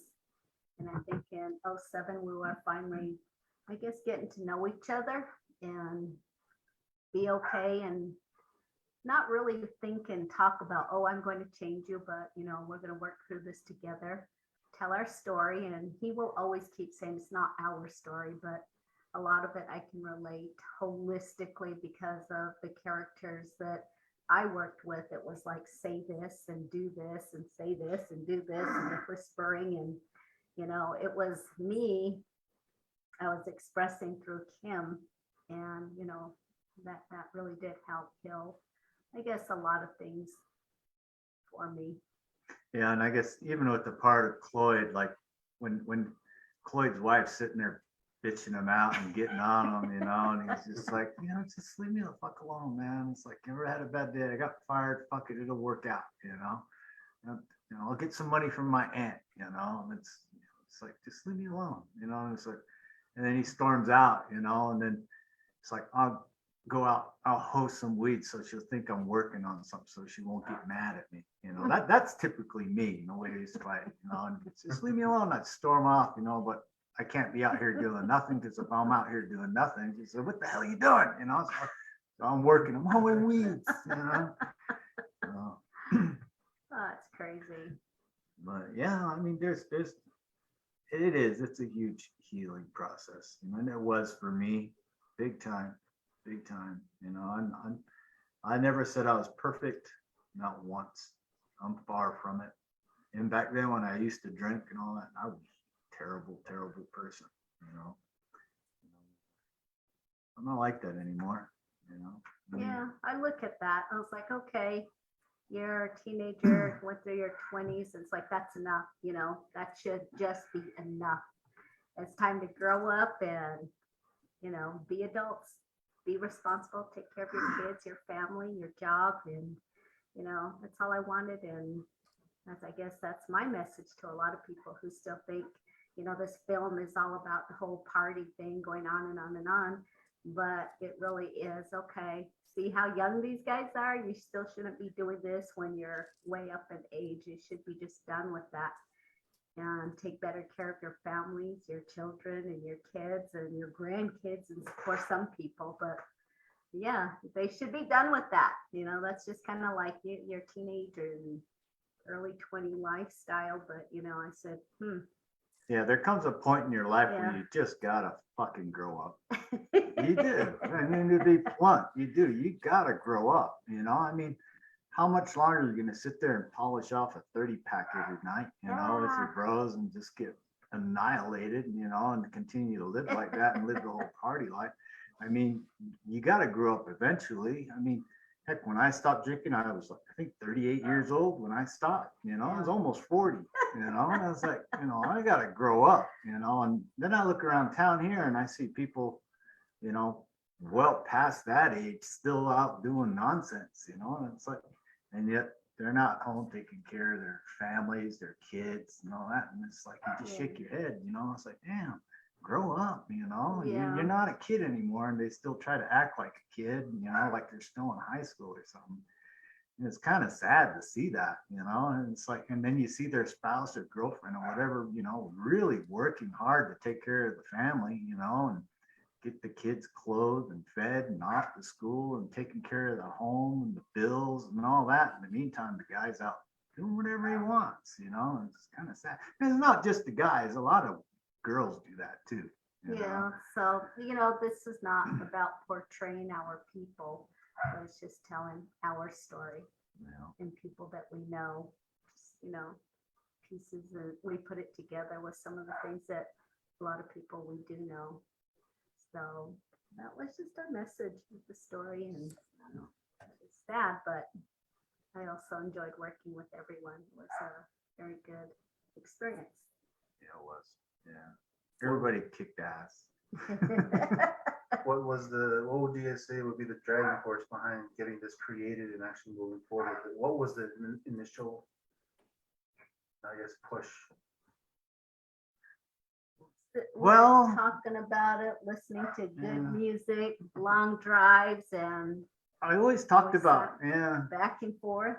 I always talked about, I always talked about wanting to do a feature film. I kind of had an idea of what, but I didn't know how it would go or anything like that. And before Milepost, you know, there were some other short films that we did, and we were traveling a lot, going to film festivals. It seemed like almost every week or every other week, we were going somewhere to show a film. And on our trips, we talked a lot, you know, because that was the time, you know, I was still sobering up. So I was expressing a lot of myself and a lot of my issues to Andy, and we're talking a lot of things out. And we were also into the music scene as well, the local native music scene. You know, like Ethnic Degeneration, Coalition, Swell Chemistry, Keta. There was a lot of native bands out back then, and the native music scene was really big. So we went to a lot of these shows, and we played Coalition on the CD player in the truck a lot when we traveled, and we just constantly listened to those two CDs that Coalition had out, and then we started talking about the movie Milepost 398, and I would say we talked about it for about a good year, just driving down the road for over a year, talking about how it's going to go and these different characters we would have and the different scenes and the scenarios and how they would interact. And in the meantime, you've got Coalition music playing in the back or Keta music playing in the background, you know, and then one day we just sat down and I said, Andy, let's go ahead and let's just write it. He said, how are we going to start it? I said, I don't know. So I got the laptop out and I said, let's just write it. And we wrote it out in one night. We each acted out each one of these characters in the film to each other, and the scenes and everything. We did the entire rough draft of the strip that in one night. And we reviewed it the next day and looked at it and said, wow, that looks pretty cool, you know? So we made a few little minor revisions to it, but basically the original script of Milepost is exactly as we wrote it that night. It really didn't change much at all, right? You know? And the thing is that we wanted to make this film just because we wanted to tell a story, really something that we could all identify with, you know, because there's other native films out there, you know, but there was really nothing made by us, you know, as Navajos. You know, there was films about Navajos, but there was really nothing, a major feature film that was, you know, readily available for us to see that was made by Navajos. And oh yeah, But I mean, Ow, there you go. yeah, here's the script. One original one's a bound one. And it says even right here, untitled script. We didn't even have a name for it back then. We didn't have a name for it at all. Nothing. So, Yeah. but it took a while, and we got there, and we decided to do it. You know, we did try shooting it a year, 1 year. We first tried shooting it, and it just didn't feel right. It didn't feel right at all. We had a couple different actors back then, and we tried doing a couple different. It just didn't feel right. It didn't. We weren't ready. We pushed it. We rushed it too much, so we just canceled it. And we decided to start over the following year, and we recast and started all over again, and that's how Milepost came about. But it was a lot of work, but it was all worth it. And it was a completely different time back then, nothing to what it is now. You know, a lot of things have changed. There was no Facebook back then. HD video was just barely coming out. Wasn't it MySpace back then? It was MySpace back then, yeah. And then your phones too, like your telephone, cell phones, the video quality on it wasn't all that great. Neither was the picture quality. It was very pixelated. There was no like SD cards really in cameras back then, especially video cameras. You know, back then video was all done on videotape. They did have HD video cameras, but they were extremely expensive, well beyond our reach budget wise. So things were really different back then, you know, and compared to what it is like today. It's vastly different today. So I'll stop there. Jen. I have a question. Hope that answers your question. Yeah, I think it does. Anybody want to add any How more? does it feel? I have a question for. Hi. Hi, Audrey. I just have a question for everybody, or, you know, just about anybody who wants to chime in. But how do you all feel about the most recent movement that's going on the internet with, you know, Indigenous people on Native film, on mainstream media, you know, like Reservation Dogs, like rocked I say go mainstream for it. media. Like people just went crazy for it. And well, what was all cool was that, you know, that Native Americans, you know, have humor, and there's a certain way that we tease and like storytell when we're teasing each other. And it's like one-liners, and it's very imaginative. And it's just like, it's just so funny. And when you go off the reservation in a non-Native community, all of a sudden it's hard to chime that humor. But with Reservation Dogs, they were able to capture the Indigenous humor through storytelling and through a non-linear storytelling, that it was just like being able to see inside of a Native community of the humor and the small town and like, you know, the taboos. And I was just curious, like, how does that feel, kind of being one of the first Indigenous filmmakers and all Native crew to see, you know, 15, 20 years later, mainstream movie series on the internet now, you know. So. If anybody wanted to add to that, you know. Oh, is that now? Yeah. Oh, okay. I just. I am at work. Hey, Billy. God. So sorry, guys. It's all good. It's all good. But sorry. Answer Audrey's question. You know, seen a lot of Native filmmakers back in the day come and go, and it was awesome. And it was really cool to see so many Native filmmakers come out, and it was like it just exploded. And yeah, it was so many. And then you're talking about Reservation Dogs, the people that are involved with Reservation Dogs, the writers and the directors, we've known them from way back. You've got Sterling Harjo. He's, we've known him from the Native Film Festival circuit. He's done some amazing films, there's Barking Water, Four Sheets to the Wind. And he's also really good friends with another friend of ours named Larry Black Horse Lowe. He goes by Black Horse Lowe now. And there's also Sydney Freeland, who I also know, and too, as well as Stephanie, when we went to the Institute of American Indian Art Summer Film Workshop. She's one of the students from that too. So I know Sydney, she did, what was that one? Drunk Town's Finest. She's done a lot and she's really moved up. But those three, they did a lot of writing and directing for Reservation Dogs. They were a huge part of Reservation Dogs.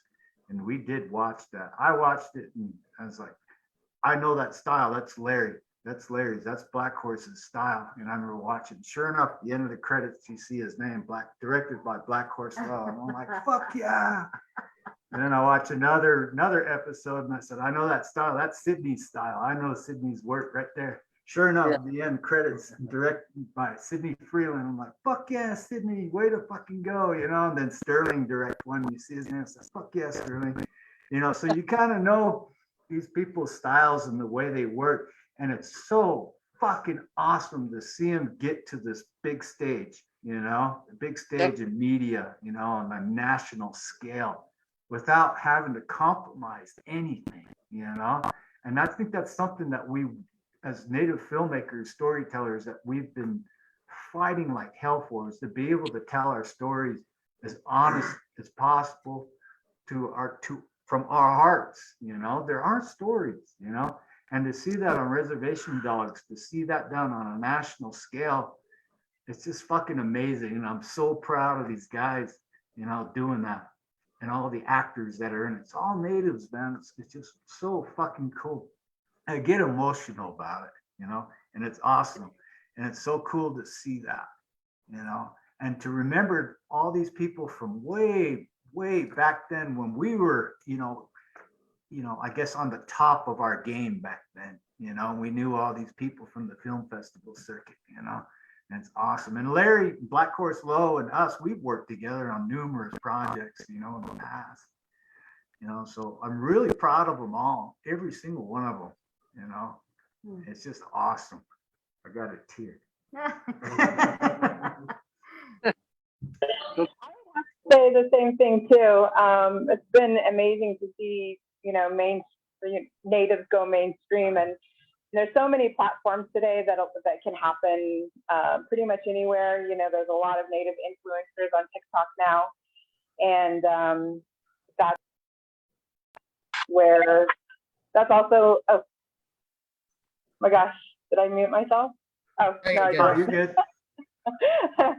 So but and I would have to say the core of being a Native person and the core of our storytelling has a lot to do with humor. I mean, even when it comes to even the way we grieve as well, we always reminisce, and there's always funny stories that we relate to, and little things that we carry on from that person, and it's always with humor and with a lot of joy. And so I think it's awesome that it started back 14 years ago in 2007, and it's just progressed more and more, and we're having our visibility in entertainment, and that's the biggest thing, because now we're able to tell our own stories, because for a long time we weren't able to do that, and now we have a seat at the table, and we have our own voice in what we want to say and how we want to say it. And there's just so many different ways that's happening now, through music, through influence, through social media, and mainstream TVs. I mean, we watch Reservation Dogs as the episodes are coming out, and then we binge watched it again because it was just so cool to see. And it really inspires a lot of young natives now. So I know that a lot of young natives are wanting to step into film, and being from New Mexico, or living in New Mexico right now, there's tons and tons of new films that are being filmed all the time. Yellowstone is here. a lot of, what was the other one called? Stranger Things. They're all being filmed here. So I think it's just really awesome. And to know that this was something that happened with this film 14 years ago, and just to see it evolve is really, I'm very proud to be part of it. And, because that's where, that was the essence of the film, was just, Navajos telling a Navajo story. And so that's always where I was coming from, was, it's a Navajo story being told by Navajos. And so I was always very proud to say that I was part of this project. That's awesome. Thank you, Kim. Thank you much. Yeah, that was awesome.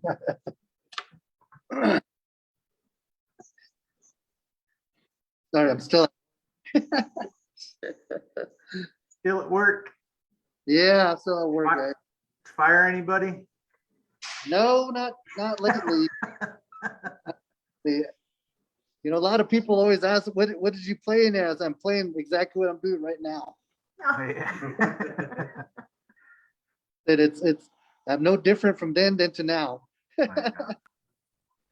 But just want to say hello to everybody, and sorry I missed everybody earlier. Jan, I saw Jan earlier today actually, and I saw that Bo was on here, and it was good to see you, Kim. Been a long time. Audrey, hello there, Andy, and just want to say, this movie has done a lot. It was groundbreaking. I remember when you, Shoni, started telling me about this project and rolling that thing with the camera in it down the street with Bo walking. We did whatever, just like, but it came a long way, and look where it's at now. We're doing this, anniversary thing here, and I'm very damn proud of being a part of it too. I'd like to thank you, brother, and it was made a lot of people laugh, a lot of people happy. It brought a lot of emotions and also some reality to some people that were going through what this character was going through in the movie. It made them change. A lot of people have told me watching this movie, that's me. And made me think about my life and to sober up and change my life, but that's an inspiring movie to a lot of people. And every day I hear something about it. Every single day. There's come on, Billy, or Billy being Billy. There's not a day that's gone by I don't hear something like that. It's either in text, even today, people told me, oh, the Sheephead, Mapo strings on, they're saying things already, Yeah.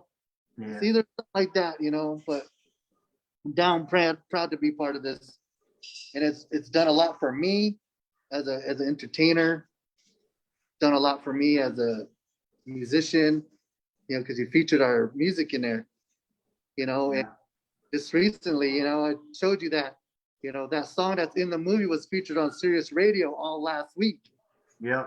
They put ethnic degeneration, self-infliction from Milepost 398. It's like, that's so cool. So that means the guy who put it together knows this movie. Yep. Yeah. So that's like freaking right on, man. Yeah, I put that on our Facebook page too, with that screenshot he took, that picture he took of it too. Yeah. So I put all that on there. That was awesome, man. So, it's just, even after all this time, it's still number one in a lot of people's hearts, man. Yeah.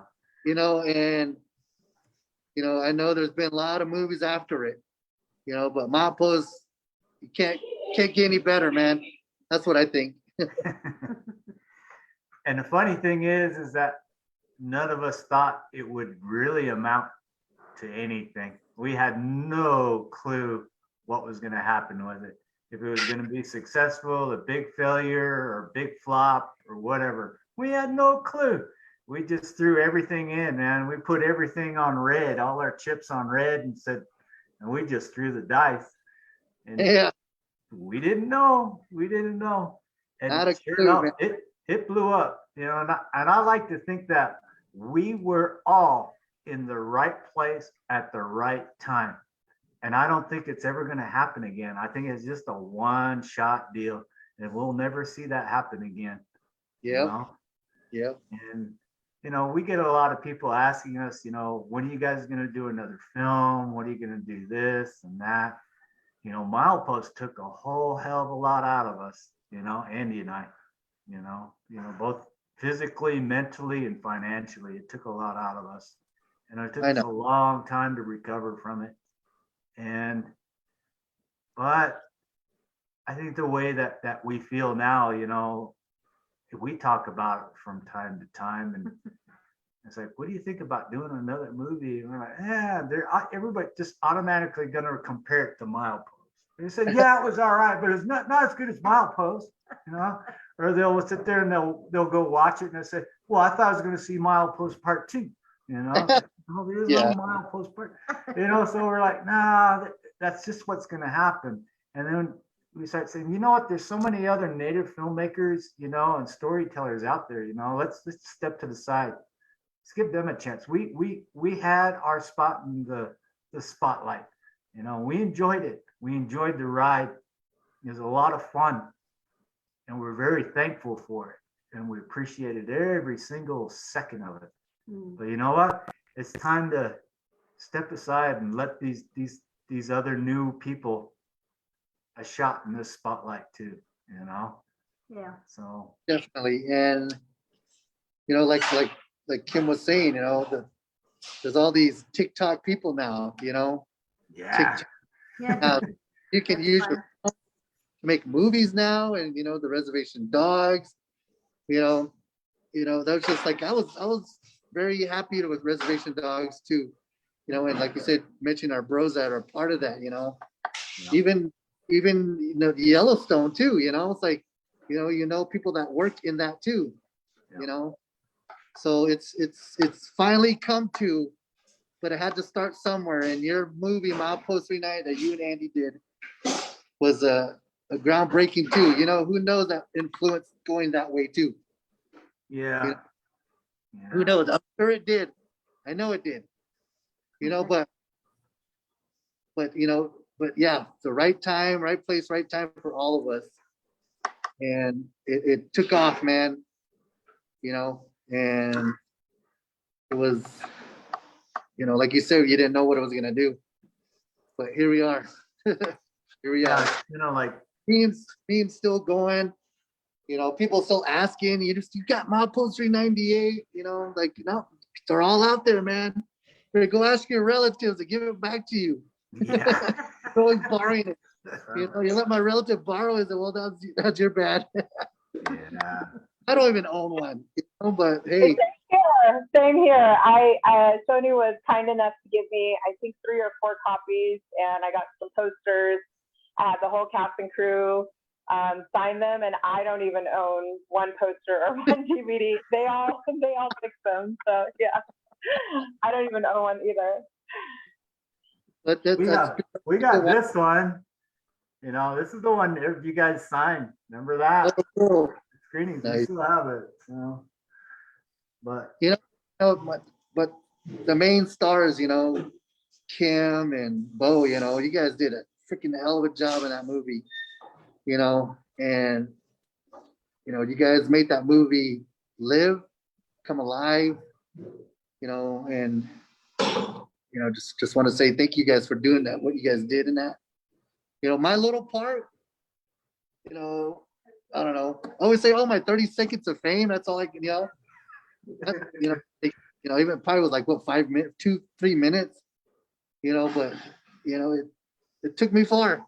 It took me far, and you know, and I hope it took you guys far too, you know, and being a part of this movie. But you guys made that movie come alive. You guys did an awesome job. I never told Kim that, you know. I'm sure I've seen, but because I don't think I ever really saw you during the production.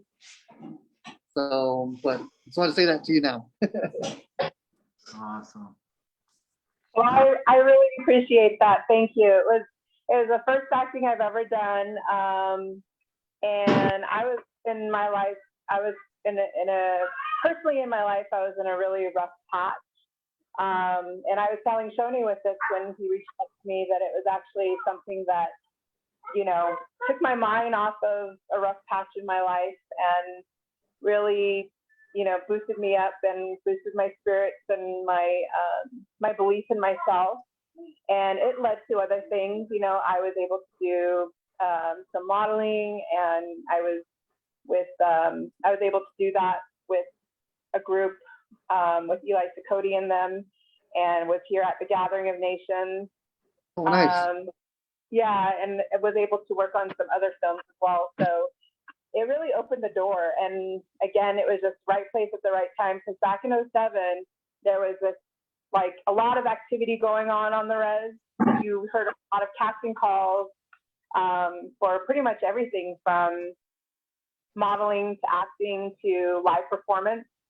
And so it was like the time to really, if you wanted to get your foot in the door, it was really that time to do it, because there was a lot going on back then. And I was a part of it, and I had mentioned to Shoni when we were talking that sort of slowed down and died out. And I really hope my intention of streaming this and kind of re-emerging Milepost 396 is that, or 398, what is it? 398, you got it.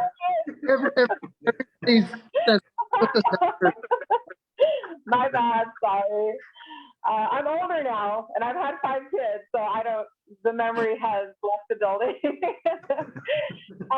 But yeah, I was telling him the main thing that I really hope that happens with this is that we inspire the next generation, that someone comes across this and remembers this film and just says, hey, if I have a story I want to tell, and whatever that story is, go for it. Don't worry about, the personal opinions or something don't sit right with someone. It's art, and art needs to be real. And this is real. You can't deny that this is not a problem and an ongoing problem in our community. So I think that if you want to show art, be real with it, be authentic. And even if it's not pretty, just keep it real. And I think that that's what true creativity is to display something that can make people uncomfortable, but can also start a conversation going and to really inspire people and say, I want to be brave and I want to tell that story. And however, which way that you decide to do that, more power to you. And I really hope that everybody takes that first step. And like you said, Shoni, just throws open the laptop and just starts typing, because once those words hit the computer or the paper, you're creating. And at the end of the day, you're giving a voice to our people. And that just, again, shows that we're still here. We're very proud of who we are.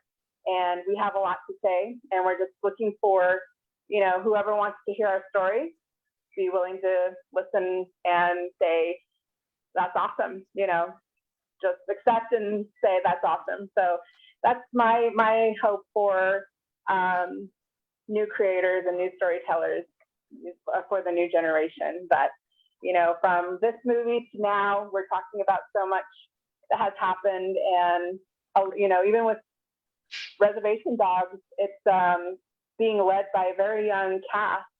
And so they're really showing up for the next generation. So I really hope that anybody who has an idea, just go for it. Just go for it. Don't worry about anything else. Just, say, this is mine, and this is my creation, and this is my art. And, like, the hell with everything else, and just do it. Yeah. Well said, Kim. Well said. Yeah. Well said. And anybody, it's there for you. You have your phone. I could do a movie right now. With the technology we have. We're talking with, me and Shoni were talking last week about is like, man, the cameras that he had to get. Now he probably could just did it on our iPhones. Yeah. Would have been a whole hell of a lot easier. Yeah. I don't think it'll be that much work. You just So yeah, you've got a story, freaking film it, film it, just little skits, little skits like TikTok are going viral, the ideas. And my son Brentley, he does little movies now. He's 6 years old. Wow. And he does little TikTok movie. He knows how to move it. Put the toy here, then the toy over on this side. So I mean, hats off to you, brother. You learned all to do that, to snip and edit all those nights and days. Like you said, your sacrifices, and blood, tears, and sweats, man. Freaking proud of you, bro. This movie is it's out there. It moved mountains, man. That's all I can say. Yeah, it still resonates. Which is really neat, I mean, that's surprised after 15 years, it still resonates. People still ask about it. People still talk about it.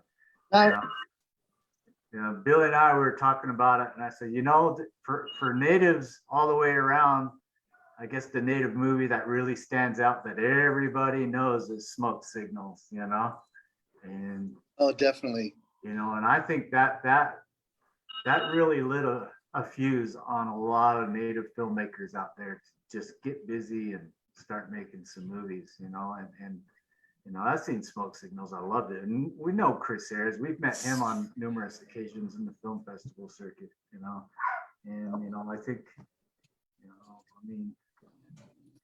that movie resonates with everybody, When you think about a native movie, I think that's the first one that comes to mind, to anybody's mind, so it's pretty awesome.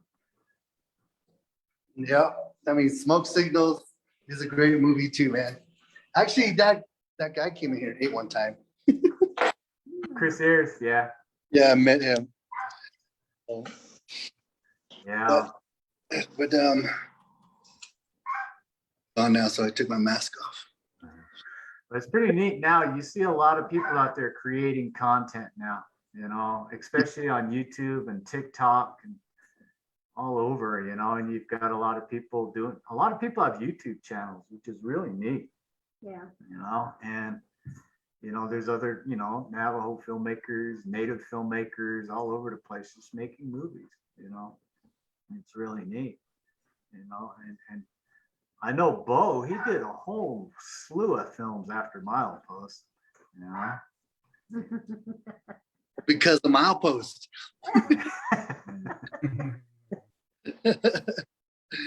Because I was in an awesome acting scene with Billy. That's probably the most famous scene, dude. I don't know why. There you are, Bo. How you, man? Hey, Billy, I was just saying that earlier too when Shoni showed that part of the movie, and I knew Billy before, and I was saying, man, Billy's not even that kind of a person. I'd hate to get fired by him. Yeah, but it was cool.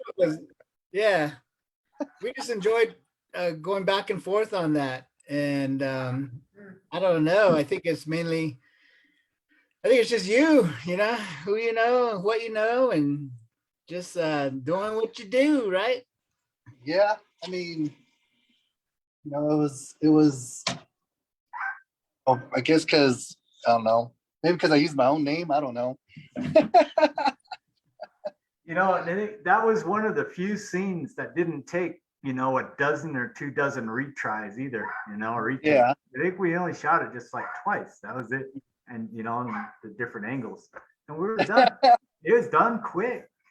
I mean, you guys' chemistry, your timing, your acting, everything just worked great. And I saw it right there and then, and it was like, perfect, And like I said, probably one of the most memorable scenes in the whole entire film, I think it's just how you said things, the way you say things. It's just like, Yeah. The scene was totally meme worthy. Yeah. In my mind, I kept thinking in the back of my mind, I have a hangover and I'm not happy. And I just don't like whatever conversations coming my way is where I put myself. Yeah. And whatever Billy was saying, I just kind of was irritated at every part of it. Just because I knew, well, I have a massive hangover and trying to work, that was the whole part of it. And I think that was the easy part for me, was just thinking that. And no matter what came out of my mouth, it would have just been, that negative attitude toward Billy anyway. Well, you were in character pretty awesome, man. Mhm. Yeah, I remember. Yeah, we were pretty serious. We did that part, but I look at it now, I'm just like, it went smooth. It went smooth that day. Mhm. It was cool to go in your office too. I've never been in your office before. As many times have I eaten there at Golden Sands. I've been to the banquet room back there a couple times, but I never been to the office. So, cool to be in there. And it's, and that place will forever live on because of that movie. Yeah. Office, that room in the back, that front room. Oh, yeah. So that's one thing that I'm happy about. That the Golden Sand in there forever. So that's a big part of me that I'm very, very happy about. So, but cool. Yeah, and Liv's, on behalf of my family, we were thankful for that. So thanks again. So, well, when Shoni showed that scene, I was teasing Audrey and Kim about looking at ourselves. How many years ago was it? But we were so young, right? We look so young. I mean, even my hair is black. It's not black. But I was also saying that if you worked at Golden Sands, you had the white T-shirt on. That was part of the uniform. Yeah. Yeah, so that was a cool part to play, because I've never worked at Golden Sands, but it felt good to be part of the team there. Yeah. Even if it was only for a moment. I got fired. You flipped the bread on. You flipped the burger. Yeah. Oh yeah, that's right. And I remember you were saying, Billy, that unfortunately I've had to fire some people like this, so I kind of know what this conversation feels like.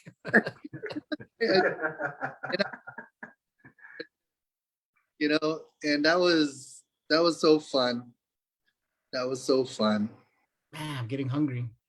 I know. Yeah, I saw that world famous chicken fried steak. Yep. That comes off. They used to come off the grill. What's awesome too? Like, I could watch this movie. If I ever want to build this place again, I can just watch this and look. Like, okay, right there. But yeah, that was awesome. That was.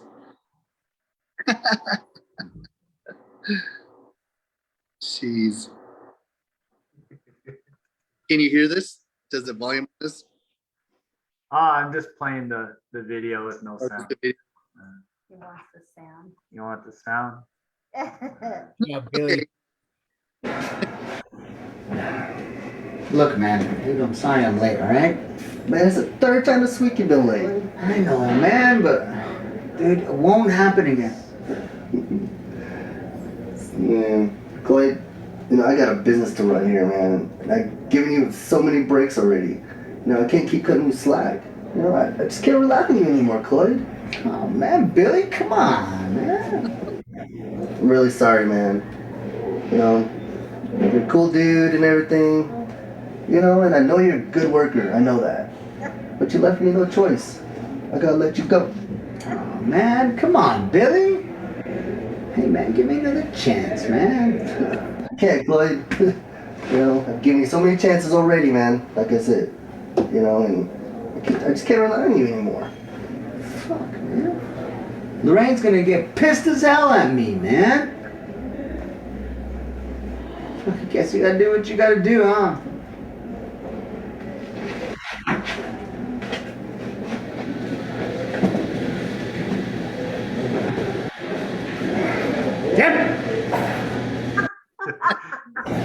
Took that dude out right there, man. It's like, what Oh, the hell man, is going he's on, not even an man? actor. He's actually eating. He's just waiting for his food. Natural reaction. Yep. Yeah, that'd be funny if you got like, you're like, what the heck happened back here? Yeah. What's cool is that you can tell that like Billy has had this the character Billy, not the real Billy, right? The character Billy has had this conversation with Cloyd. I don't know how many times already, right? He's just fed up with it.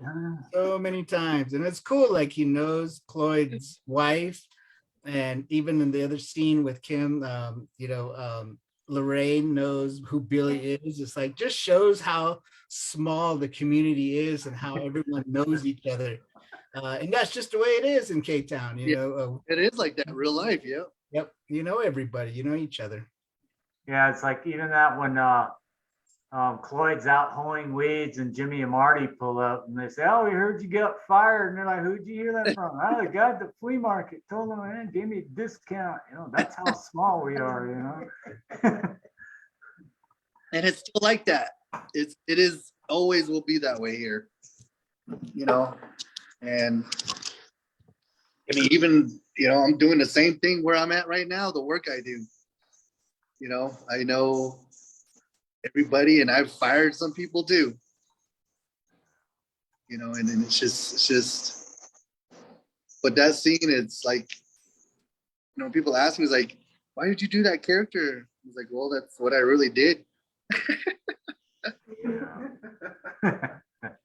Now I do the same thing I do since then. Yeah. You know, but that was fun. Doing that in a movie was awesome. Mm-hmm. So I'll forever be that guy, Billy being Billy. You know, come on, Billy. All the time, man. Come on, Billy. They have to say it just like you say it, Bo. Come on, Billy, give me another chance. I don't know. One time I saw a Facebook post in reference to when Cloyd gets fired. The person actually counted how many times he heard "man." I think he said like 28 times or something like that. Man, if you ever listen to it, you hear "man" in there a lot, just in that one short scene.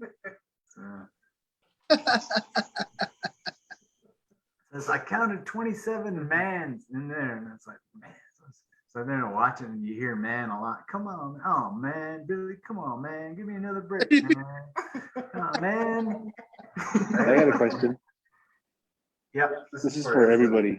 Cloyd, Audrey, Kim, Billy, the De La Rosas. So when I wrote this article, I was a nervous wreck because I didn't want to do what I didn't want to let anybody down at all, especially Shoni and Andy. So I never got to ask this question because, well, for Bo and Kim, I didn't really see you after this, and this is my first time really actually meeting Kim because I never really got to meet her. Bo, I think I met him once. I think it was at one of the screenings. Billy, I see him whenever I could, like today. So, and then the Rosas, you know, I see him, and I met Audrey once here at the house. So, my question is, the initial reaction to the article, what was that like for everybody?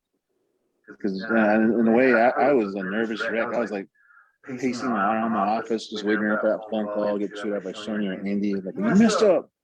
But it didn't happen. So, I guess the thing that was silence is golden because I didn't hear a phone call or anything. I just got a good response back from everybody else that read it. So, but I wanted to hear what you guys thought about it. Wow. Thank you so much for all of the coverage you had done for us on Milepost. We had, I guess that was something we probably should have done, but we didn't call you right away. We were just like in this whole process of working and trying to make sure everything was covered. But every single story coverage you had put out, I think we were grabbing the stacks.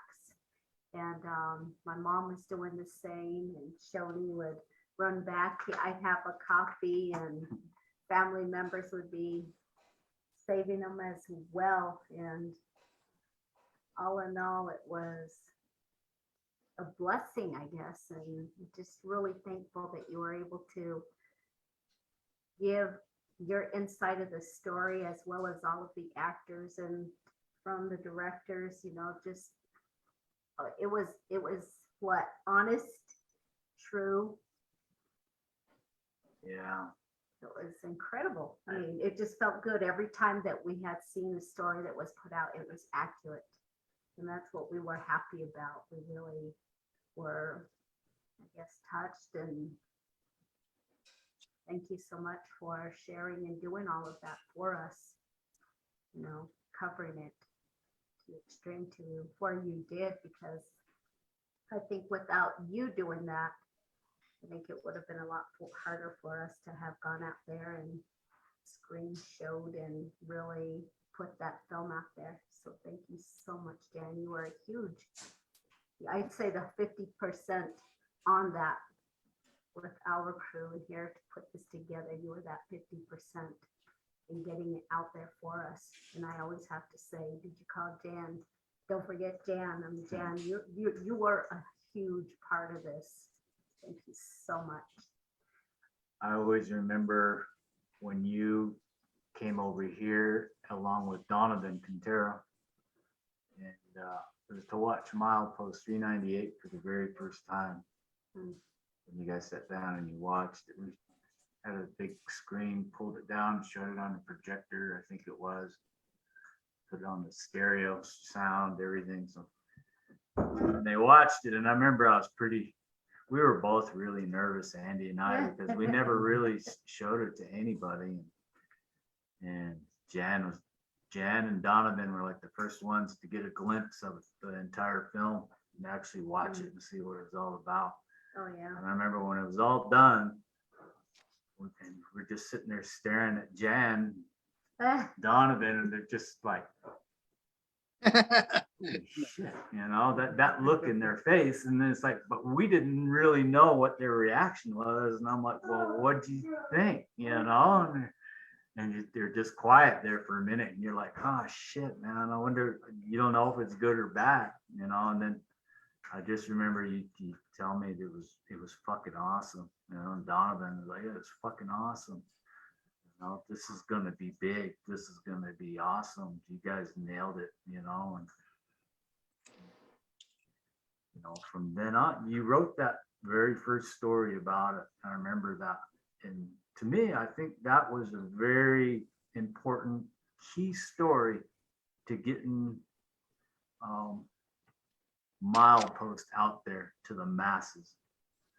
And even when we're in production, you were there writing stories about the production of Milepost 398, what was going to be coming, you know. And like Andy says, you played a monstrous part in Milepost 398 with your story, your coverage of what we were doing.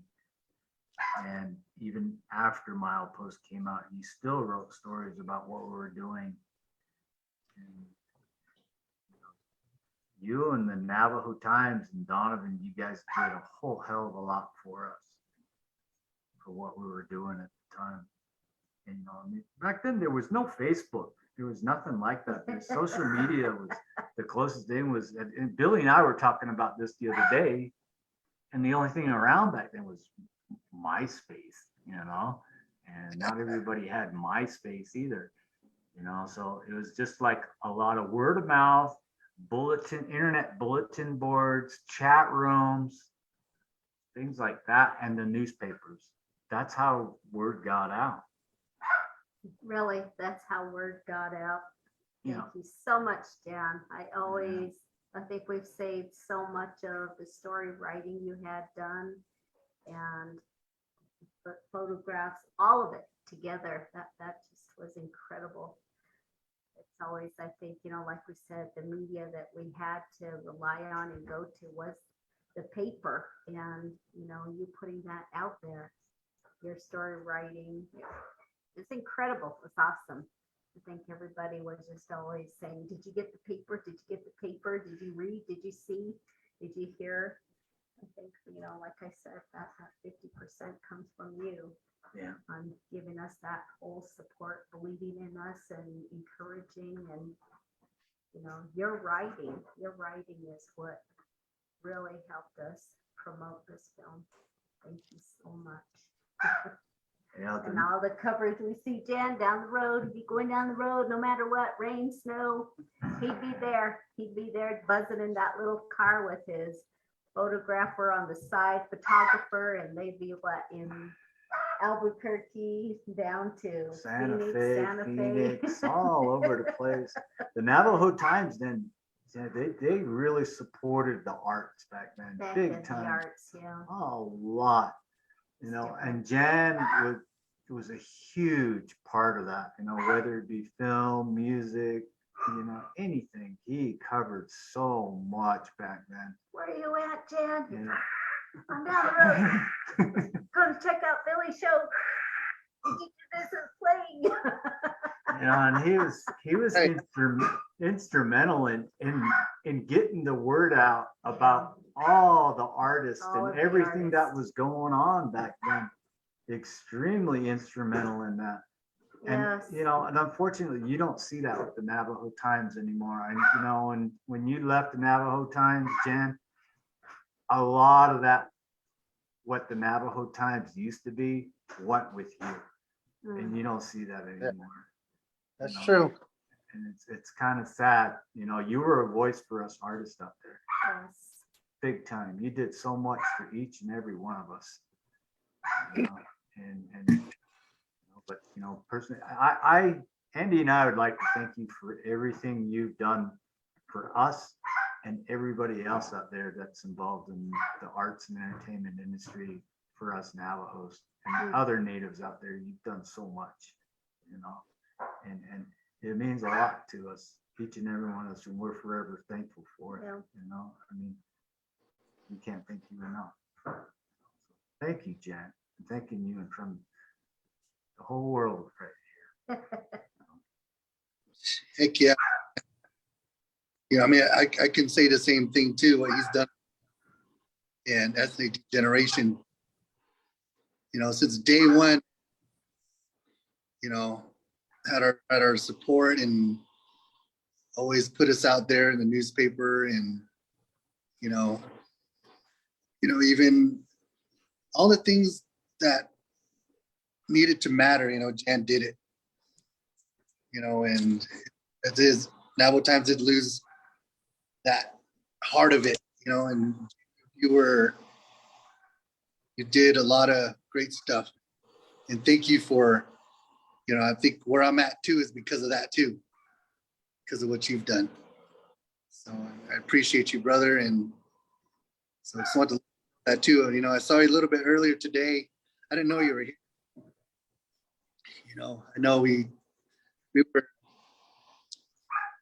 were talking away, and I was like, you know what, there's a lot more to say, and I just want to tell you that here, and thank you for pushing this movie, and I think a lot of the publicity and getting it was for sure, through you, because you cared. So God bless you. God bless your heart, man. Oh. Yeah, thanks, Jan. I appreciate everything you're doing, all your hard work. It is cool to always read your words, so thank you again. But I guess we have to look in the archives to read more of your stuff, right? To read some of your past stuff. I'm pretty sure you're on to bigger and better things, but it is awesome to run into you every now and then. And back when I was younger, I used to go check out some of Billy's shows, and that's where I usually ran into you at. You're out there, so it was a pleasure meeting you, and I hope we continue to grow and do more things. Right? I'm pretty sure Shoni and Andy and Billy and everybody else has really some creative ideas that they like to put together. So thanks again, Jan.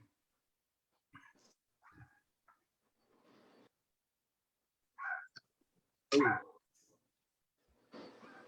he still here? Yes, sir. Yeah, I'm still here.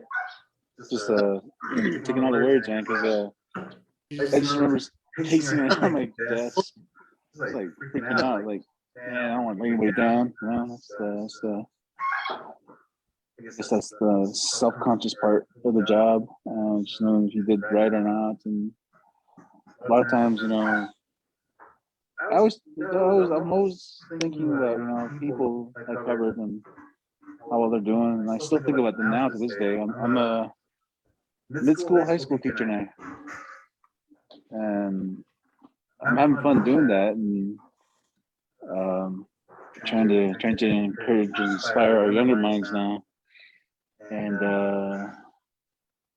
know, I'm doing it with our language, trying to revitalize that and make it stronger and last longer. Man, yeah, everyone that's been involved in this film, I've covered at one point or another. Coalition. Keda, I think, was at a show. EDG, I mean, everywhere you guys went. I mean, with you guys, I went back as far as the Tuba City stage with Cooter at the helm with you. And I don't remember the name of the song, but it's the one where Billy, you and I had talked about the song one time, but Cooter was the one that was singing it. He was like jumping around. It was sick, man. It was sick. But I remember that. And I don't know how many shows I've seen you at. You know, Flagstaff, Albuquerque, Santa Fe, like Shoney, you know, with the films.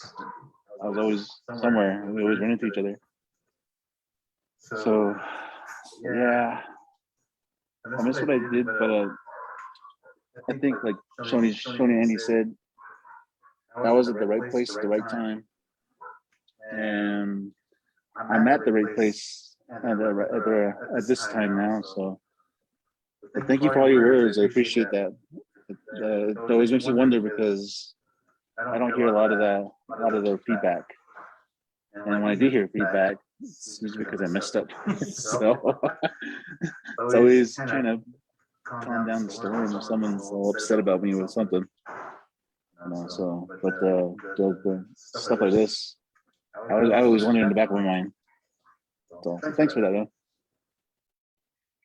The Navajo times is not severely, but changed a lot over the years. And it's nowhere near the same as it used to be.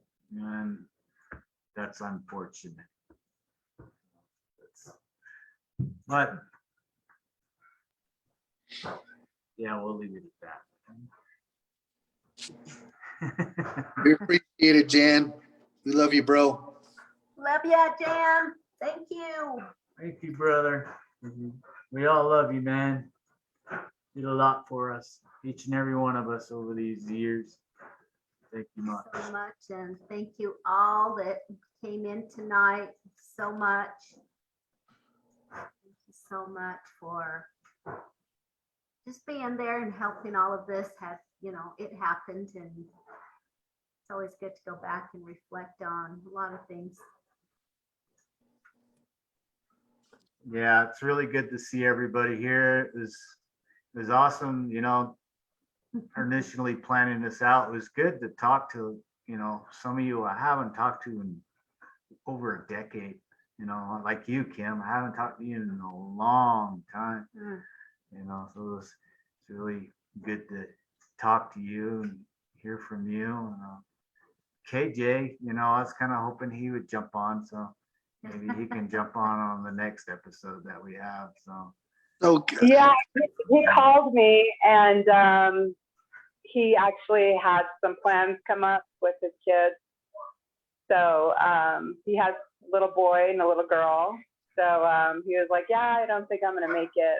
You know, plans changed, and I'm going to have the kids and so on and so forth. So I was like, okay, that's cool. But he just wanted to say hello to everybody and just say thank you. You know, he had a blast. he was like, so I remember when he went to school, he used to tell people like, yeah, I know James and Ernie, you know, because that was when they were really blowing up as well, and they still are. And so that was sort of his big thing. Like, I made a movie with them, and so yeah, he just wanted to say thank you and hello to everybody, but hopefully he'll make the next one. Awesome. Good.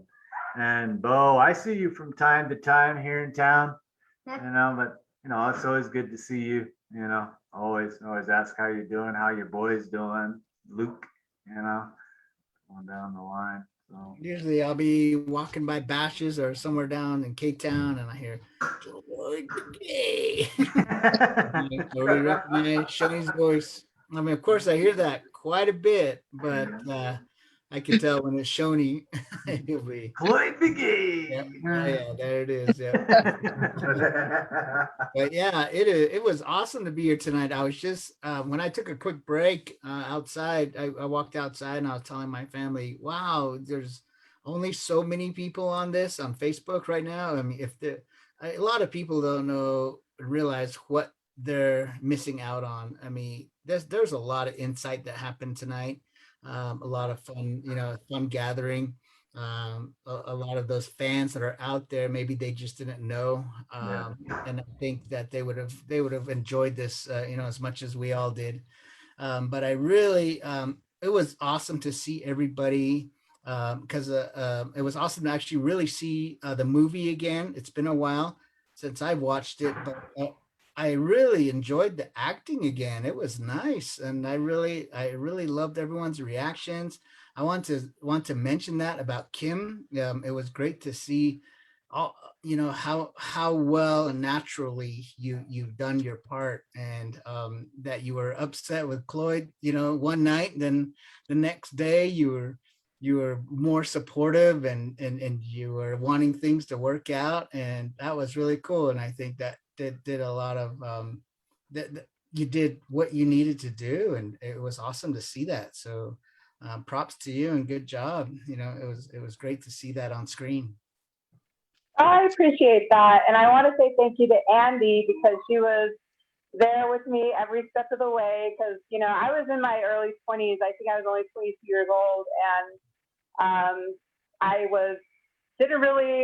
told Shoni and Andy this. I was like, I don't know how to yell at someone. Like, never had that type of relationship where it was like serious like that. And so she walked me through it, talked me through it, shared stories, so I could get an idea. And she was always there coaching me. And so I really have to thank Andy for that. And it was like I said, it was my first time, and working with you, Bo, was like the first time I ever had an actual scene with someone, and it was comfortable. Everything was professional, and we all knew why we were there. So I think that's what really meshed and gelled everybody. So, but I really appreciate that. It was a huge step into sort of believing in myself that I could do this. And I always think to myself, if knowing what I know now and being a wife and a mom and all that stuff, I totally get where Lorraine was coming from. I was like, now I know. And I even have my own little things that I've done in the past. So, but back then it was very fresh. Everything was new. And so the support that I had from everybody in the film was just amazing. And so, it's just been awesome to see, people go out and do new things. And it was just a really big highlight of my life. It's probably one of my biggest accomplishments still to this day that I did for me. And it'll always have a really, really special place in my heart. And it's actually inspired my 13-year-old daughter to go into film. And she always says, well, I just kind of think if my mom can do it, I can do it. So she definitely has that opportunity here in New Mexico where we are. And so she's really trying to build herself up. And I remember feeling that, not knowing if I could, stepping out of your shell. And you know, as Native people, we're very modest, and so being able to have that type of expression and that big, and feel safe doing it was, you know, a big step in the right direction for me, because it kind of set the tone for my life after that. You know, after that film, it just kind of, good things just came and kept coming. So again, you know, just always speaking to the youth, don't ever let fear or shyness or anything that you're not comfortable with stop you, because you can surprise yourself all the time, every day. Just keep growing, growing, growing. And, you know, you'll look back and just think, I can't believe that, you know, that's my work. Because I didn't even really want it. I was scared to go to audition, and I remember sitting out in front of Golden Sands for the audition, and I was like chickening out. And I had to give myself a pep talk and say, you know, this is a dream. This is a dream for me. And we went inside and had the auditions, and I thought it was just going to be Shoni. And I walked in, and it was Shoni and Daryl, and I believe there was another person there who was doing like a reel, like a audition reel. And I was like, this is a lot of people, and there was only 3, but but yeah, I was just like, I still remember that, and I just thought, you know, at least I tried. I was happy with myself at that time, and a week later, I got the call from Shoni, and I just couldn't believe it. You know, it's the moment I'll never forget. So, but yeah, you know, it was great to work with all of you. And Bo, I've seen your work grow, and you know, you were able to work with a lot of the with James, and with also Ernie, and we all know he's off doing great things as well. And so it's just been really great to see everybody grow and come back to this moment 14 years later and just pop in and say, you know, we're all still very proud of what we did. So, but I really appreciate all of the good words, and you know, I walked away from that experience hoping I did a good job, you know, but being in your early 20s, you're just sort of like go with the flow and like, meh, you know. But looking back now, and just saying that, you know, I did that when I was that insecure and not sure, and I still went through with it and completed it and thought through. It just makes me really proud of myself, because again, you know, that set the tone for the rest of my life. And so I'm extremely happy in the life that I have now. And that was really where it all began. So I just have to thank Shoni and Andy for the opportunity and the support. I just need to thank everybody that was part of this film. Bo, it was a pleasure working with you. And you really pushed me a lot. You pushed me because, you know, you're a very good actor, and I tried to mirror that a lot. And so I think that really pushed me a lot. So yeah, I mean, it'll always have a very, very special place in my heart, and just very fortunate to be here. So yeah, thanks to all of you. That's all I can say. I can never say thank you enough. Cool. Awesome. Thank you, Kim. Thank you. Anybody else have a final comment or something they would like to say before we call it a night? Well, I hope to flip burgers with Audrey again one of these days. That'd be cool. And I think Billy's just gonna keep being Billy. Always. Yeah, because of that movie, I have to stay this way. Damn it. Audrey, no last comment? Any closing comments, Audrey? Hi. No, I'm good. I'm good. It was good to hear from everybody and to, you know, see what's going on with everybody's lives and what they're.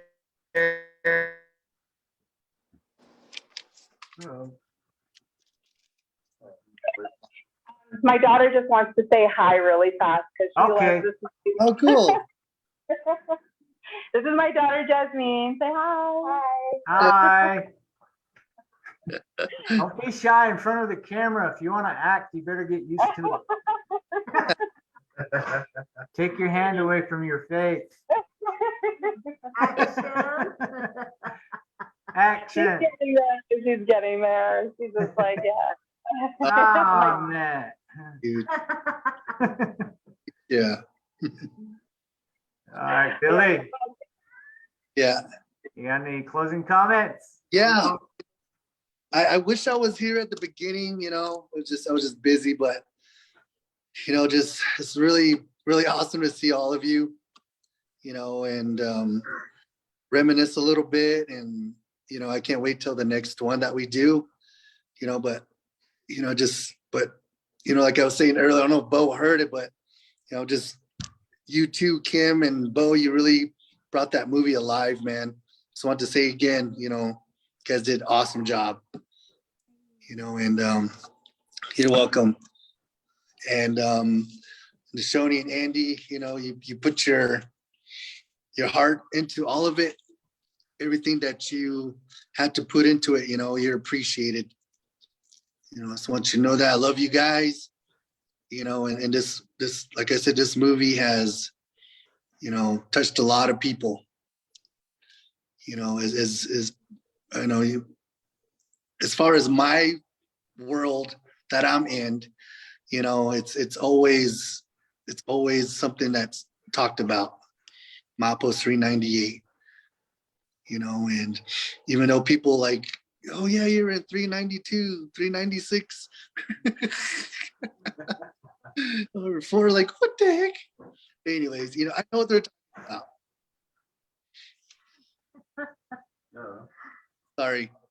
Sorry, my son's trying to call. He's probably wondering where his nuggets are. But anyways. They're cold in the car. Dad now too, so. But and my son has not seen that movie yet because I don't have a copy of it. You gotta let him get a little older first. True. Like, you can watch that later. But I just want to, but it's done a lot for me too. Like, but it shaped me into, get into other things. It's like now I had being in a movie on my list of what I do, and I went to do another movie, but I did it way later, and that was fun, it was just, but I've always, because of that movie, I think I was, it's like, hey, where's Chloe Begay, or did you hire him back? Even in here, it's like, is Chloe back there in the kitchen? They'll look back there, just it's just awesome. Has its own life in our world, in my world. It took on its own life, man, and it's alive and well, and it's breathing, man. That's how amazing that is, making an impact since it's been out, since you released it. So, and I wish, I know there's more, people that were involved, that are not with us anymore, or, I just want to, give them, remember them too, Gerald, so God bless him, and, and our other buddies, or, that, I wish they were here with us, James and Ernie and, Dwayne, but life happened, it was a long, but we're here, and I wish them all well, and, but we got together today, and I'm glad I caught the end of this, but I'm looking forward to the next one, guys. So, and I'm thinking when KJ was going to be on here, I was going to be looking for the little kid, but he's not a little kid no more. So I got to remember that. Yeah, no, he's big, big man now, and daddy of 2. So yeah, no, not the little boy anymore. That's awesome. But yeah, it's good to see y'all. Love you guys, and this is awesome. I'm glad you did this, Shoni, Andy. And it was like I said, the signs were there, man. The signs were there, especially through me and the music, being, on Sirius Radio, and, You know, it's like, you know, we got to do this. You know, it's out there. People want it, still want it. You know, it's still talked about, and it's just as ever as when it first came out, I think. So. Thank you, Billy. You're welcome. Jen, your turn. Closing comments. Closing comments. Well, glad I was invited to this. This was really fun. I mean, going back and watching the film again. It's you know, and I'm like everybody, man. I don't my copy out. I never got it back. So I'm still hunting it down. But you know, when you mentioned coming to the house and watching it for the first time, yeah, I remember that night exactly. I remember just sitting here thinking and writing notes and mental notes, and I think I remember that night because that drive home, I think I had it all written on my mind, like mentally. And as soon as I got home, I remember I just sat to the laptop right away. Sat to it, wrote everything down before I went to sleep. And then next morning, I woke up and went to the office and gave my copy editor, and she was like, you know, asked me questions about this now, doing, you know, editorial stuff, and a lot was taken out, you know, but that's journalism, I guess. But going back to Audrey's question about our thoughts about mainstream companies highlighting indigenous stories, you know, I think when she even asked that question, I thought back to Geraldine Keane's back in Pale Rider. I remember watching that when I was a younger kid, and I remember hearing that whole language on the big screen. So what the heck? And then Power Highway came, and then a slew of other movies started coming out. But you know, it's always been like the indigenous people always took a back seat as a supporting cast, and that's been that way for the longest time. Especially with Dances with Wolves, you know, that was one of the biggest ones that won a lot of awards, and still, you know, supporting cast, you know, extras. And then now being open to the world of independent film, thanks to Shoney and Sterling, you know, Chris Iyer. I've seen a lot more films featuring a lot of indigenous people. And I've seen it grow and grow and grow. And then I started seeing more indigenous brothers and sisters on TV. Longmire. It's one of the shows. Let's see, there's another one. Canada. There's a Heartland. At Nathaniel Arcan. Now I remembered him because of Ricky Schroeder's from Black Cloud. You know, because he was there. Yeah, so, you know, seeing how much this is growing, and I'm glad to have been on the sideline watching this grow, as you know, being a journalist. I've seen actors and actresses coming on the up. I've seen films like, you know, the one that Edge of America, you know, kind of fictionalized, but somewhat based on Navajo culture. And then, you know, still again, you know, Natives still in the backseat. Wind Talkers, another one, you know, it was a big deal because it was about our culture, our language. And they still had a Cree guy playing a role. And we had, you know, a lot of Navajos in the supporting cast. I think there was an actress out of here, from here or down the road in Chimbote, Natalie, who played as Adam Beach's wife. and then his buddy, Mr. Whitehorse, Willie Yazzie, was it? Yeah. I don't remember his last name. But yeah, Roger Willie. Roger Willie. Yeah, Roger Willie. Yeah. I don't remember his last name. Here I said. So I started seeing more and more of these roles open up. And I saw more of it in Canada, where we had like Tamara Podemski, Jennifer Podemski. They were in the film, what is that, Dance Me Outside? I think our stories have always been there. It's just, too many people, kind of like the editors I've had, they changed the narrative, they changed the story. So going back to the question of how Audrey's question, when I saw the film or the show Reservation Dogs, man, I think I laughed harder than I did with Smoke Signals. And it's because of that guy, the guy that plays the warrior in The Horse and the Dream, Goldtooth, Dallas. Yeah, I remember seeing him on YouTube. He had a screen, 1492s, I think it was called. And I remember seeing the post where he was with this singer named Tito Ibarra, and he did like a reverse thing where you're trying to teach a guy how to sing the American Indian Movement song.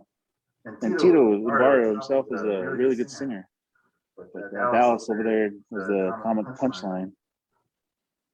That took me back to that. So, Sing's on the rise, man. It's about time. It's about time. And I think it goes back to a lot of the smaller, behind the scenes work that a lot of what Shoney did with Andy, with Sterling, with all these guys, Black Horse, they're seeds that set the tone for what we have now and what's coming. So you guys being a part of this film and allowing me to be part of it, I feel I'm forever grateful, because I think this is one of the films that really set that tone, that pathway to tell the truth. My voice just got high pitched there because I'm getting emotional from it, because I get to see stories from behind. I'm not the kind of guy that likes to stand in front of the camera. I hate that. But being a teacher, doing this for over a year and a half now, I kind of got used to it. But I'm always the kind of guy that rather be behind the scenes. I'd rather be behind the camera and tell a story. So what you guys are doing and have done is a lot braver than I could have. And you guys withstood criticism as much as I have, as a journalist. But as a journalist, you guys did the same thing I do. You stay true. I never covered anything fake. I mean, there was a guy that one time came into my office, and he was like super Indian, like really proud, all brave, long hair, stoic. He sat down in my chair in front of me. Why don't you do a story on me? I was like, what? Yeah, it's about my life. And I was like, who are you? And I'm the center of my story. And this really happened. Other reporters in the room were like, what the? Then my editor was like, who's that guy? I have no idea. What do you want? I was like, you want me to do a story on him? What you tell him? I told him no. He was like, why? I was like, because he seemed really fake about his passion. Just wanted his name out there. So I never did that for anybody. And the one person I did still cusses me out to this day. And that's because I didn't want to. But passionate people is something you don't support. I mean, you don't support with, I'm losing my words here. You don't support people that are not passionate about what they want to do. And that's how I've always been. So this guy was not passionate. He was looking for glamour, and I hate that. So I'm glad you guys, Andy and Shoni, and everybody else involved, that the story had to be told, which is why, you know, that night on this couch right here, I was sitting there and like, holy shit, finally, the truth, you know, because everybody else out there still glamorized the mythical Indian on a breechcloth and a horse, always war hollering with long hair all the time, you know. And I think that's what Reservation Dogs is capturing, reality now, as it should be, not what we are glamorized about. So, awesome job, guys. Thank you. To all of you.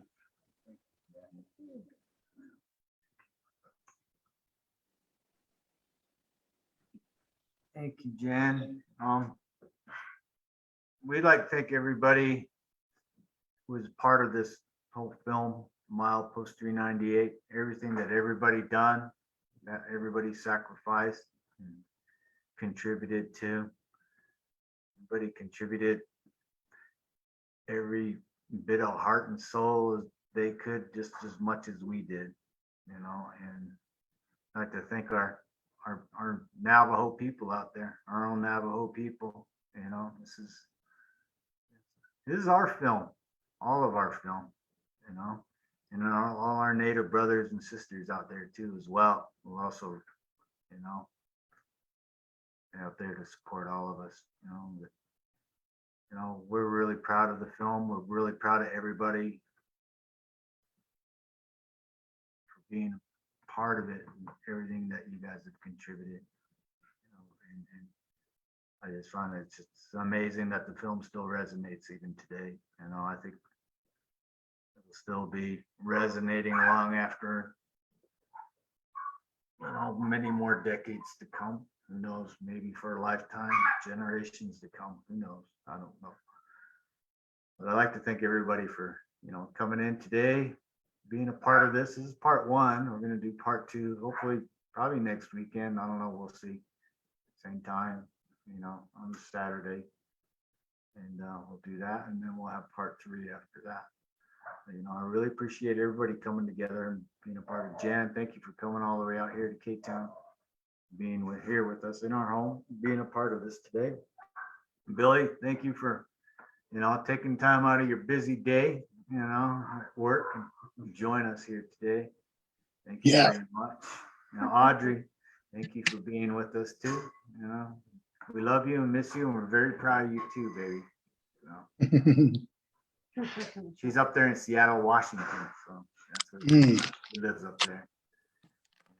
You know, thank Kim for being here. You know, it was great to see Kim after all these years, and Andy and I are real happy to see her and hear from her. And Bo, thank him for being here, part of this too as well. You know, so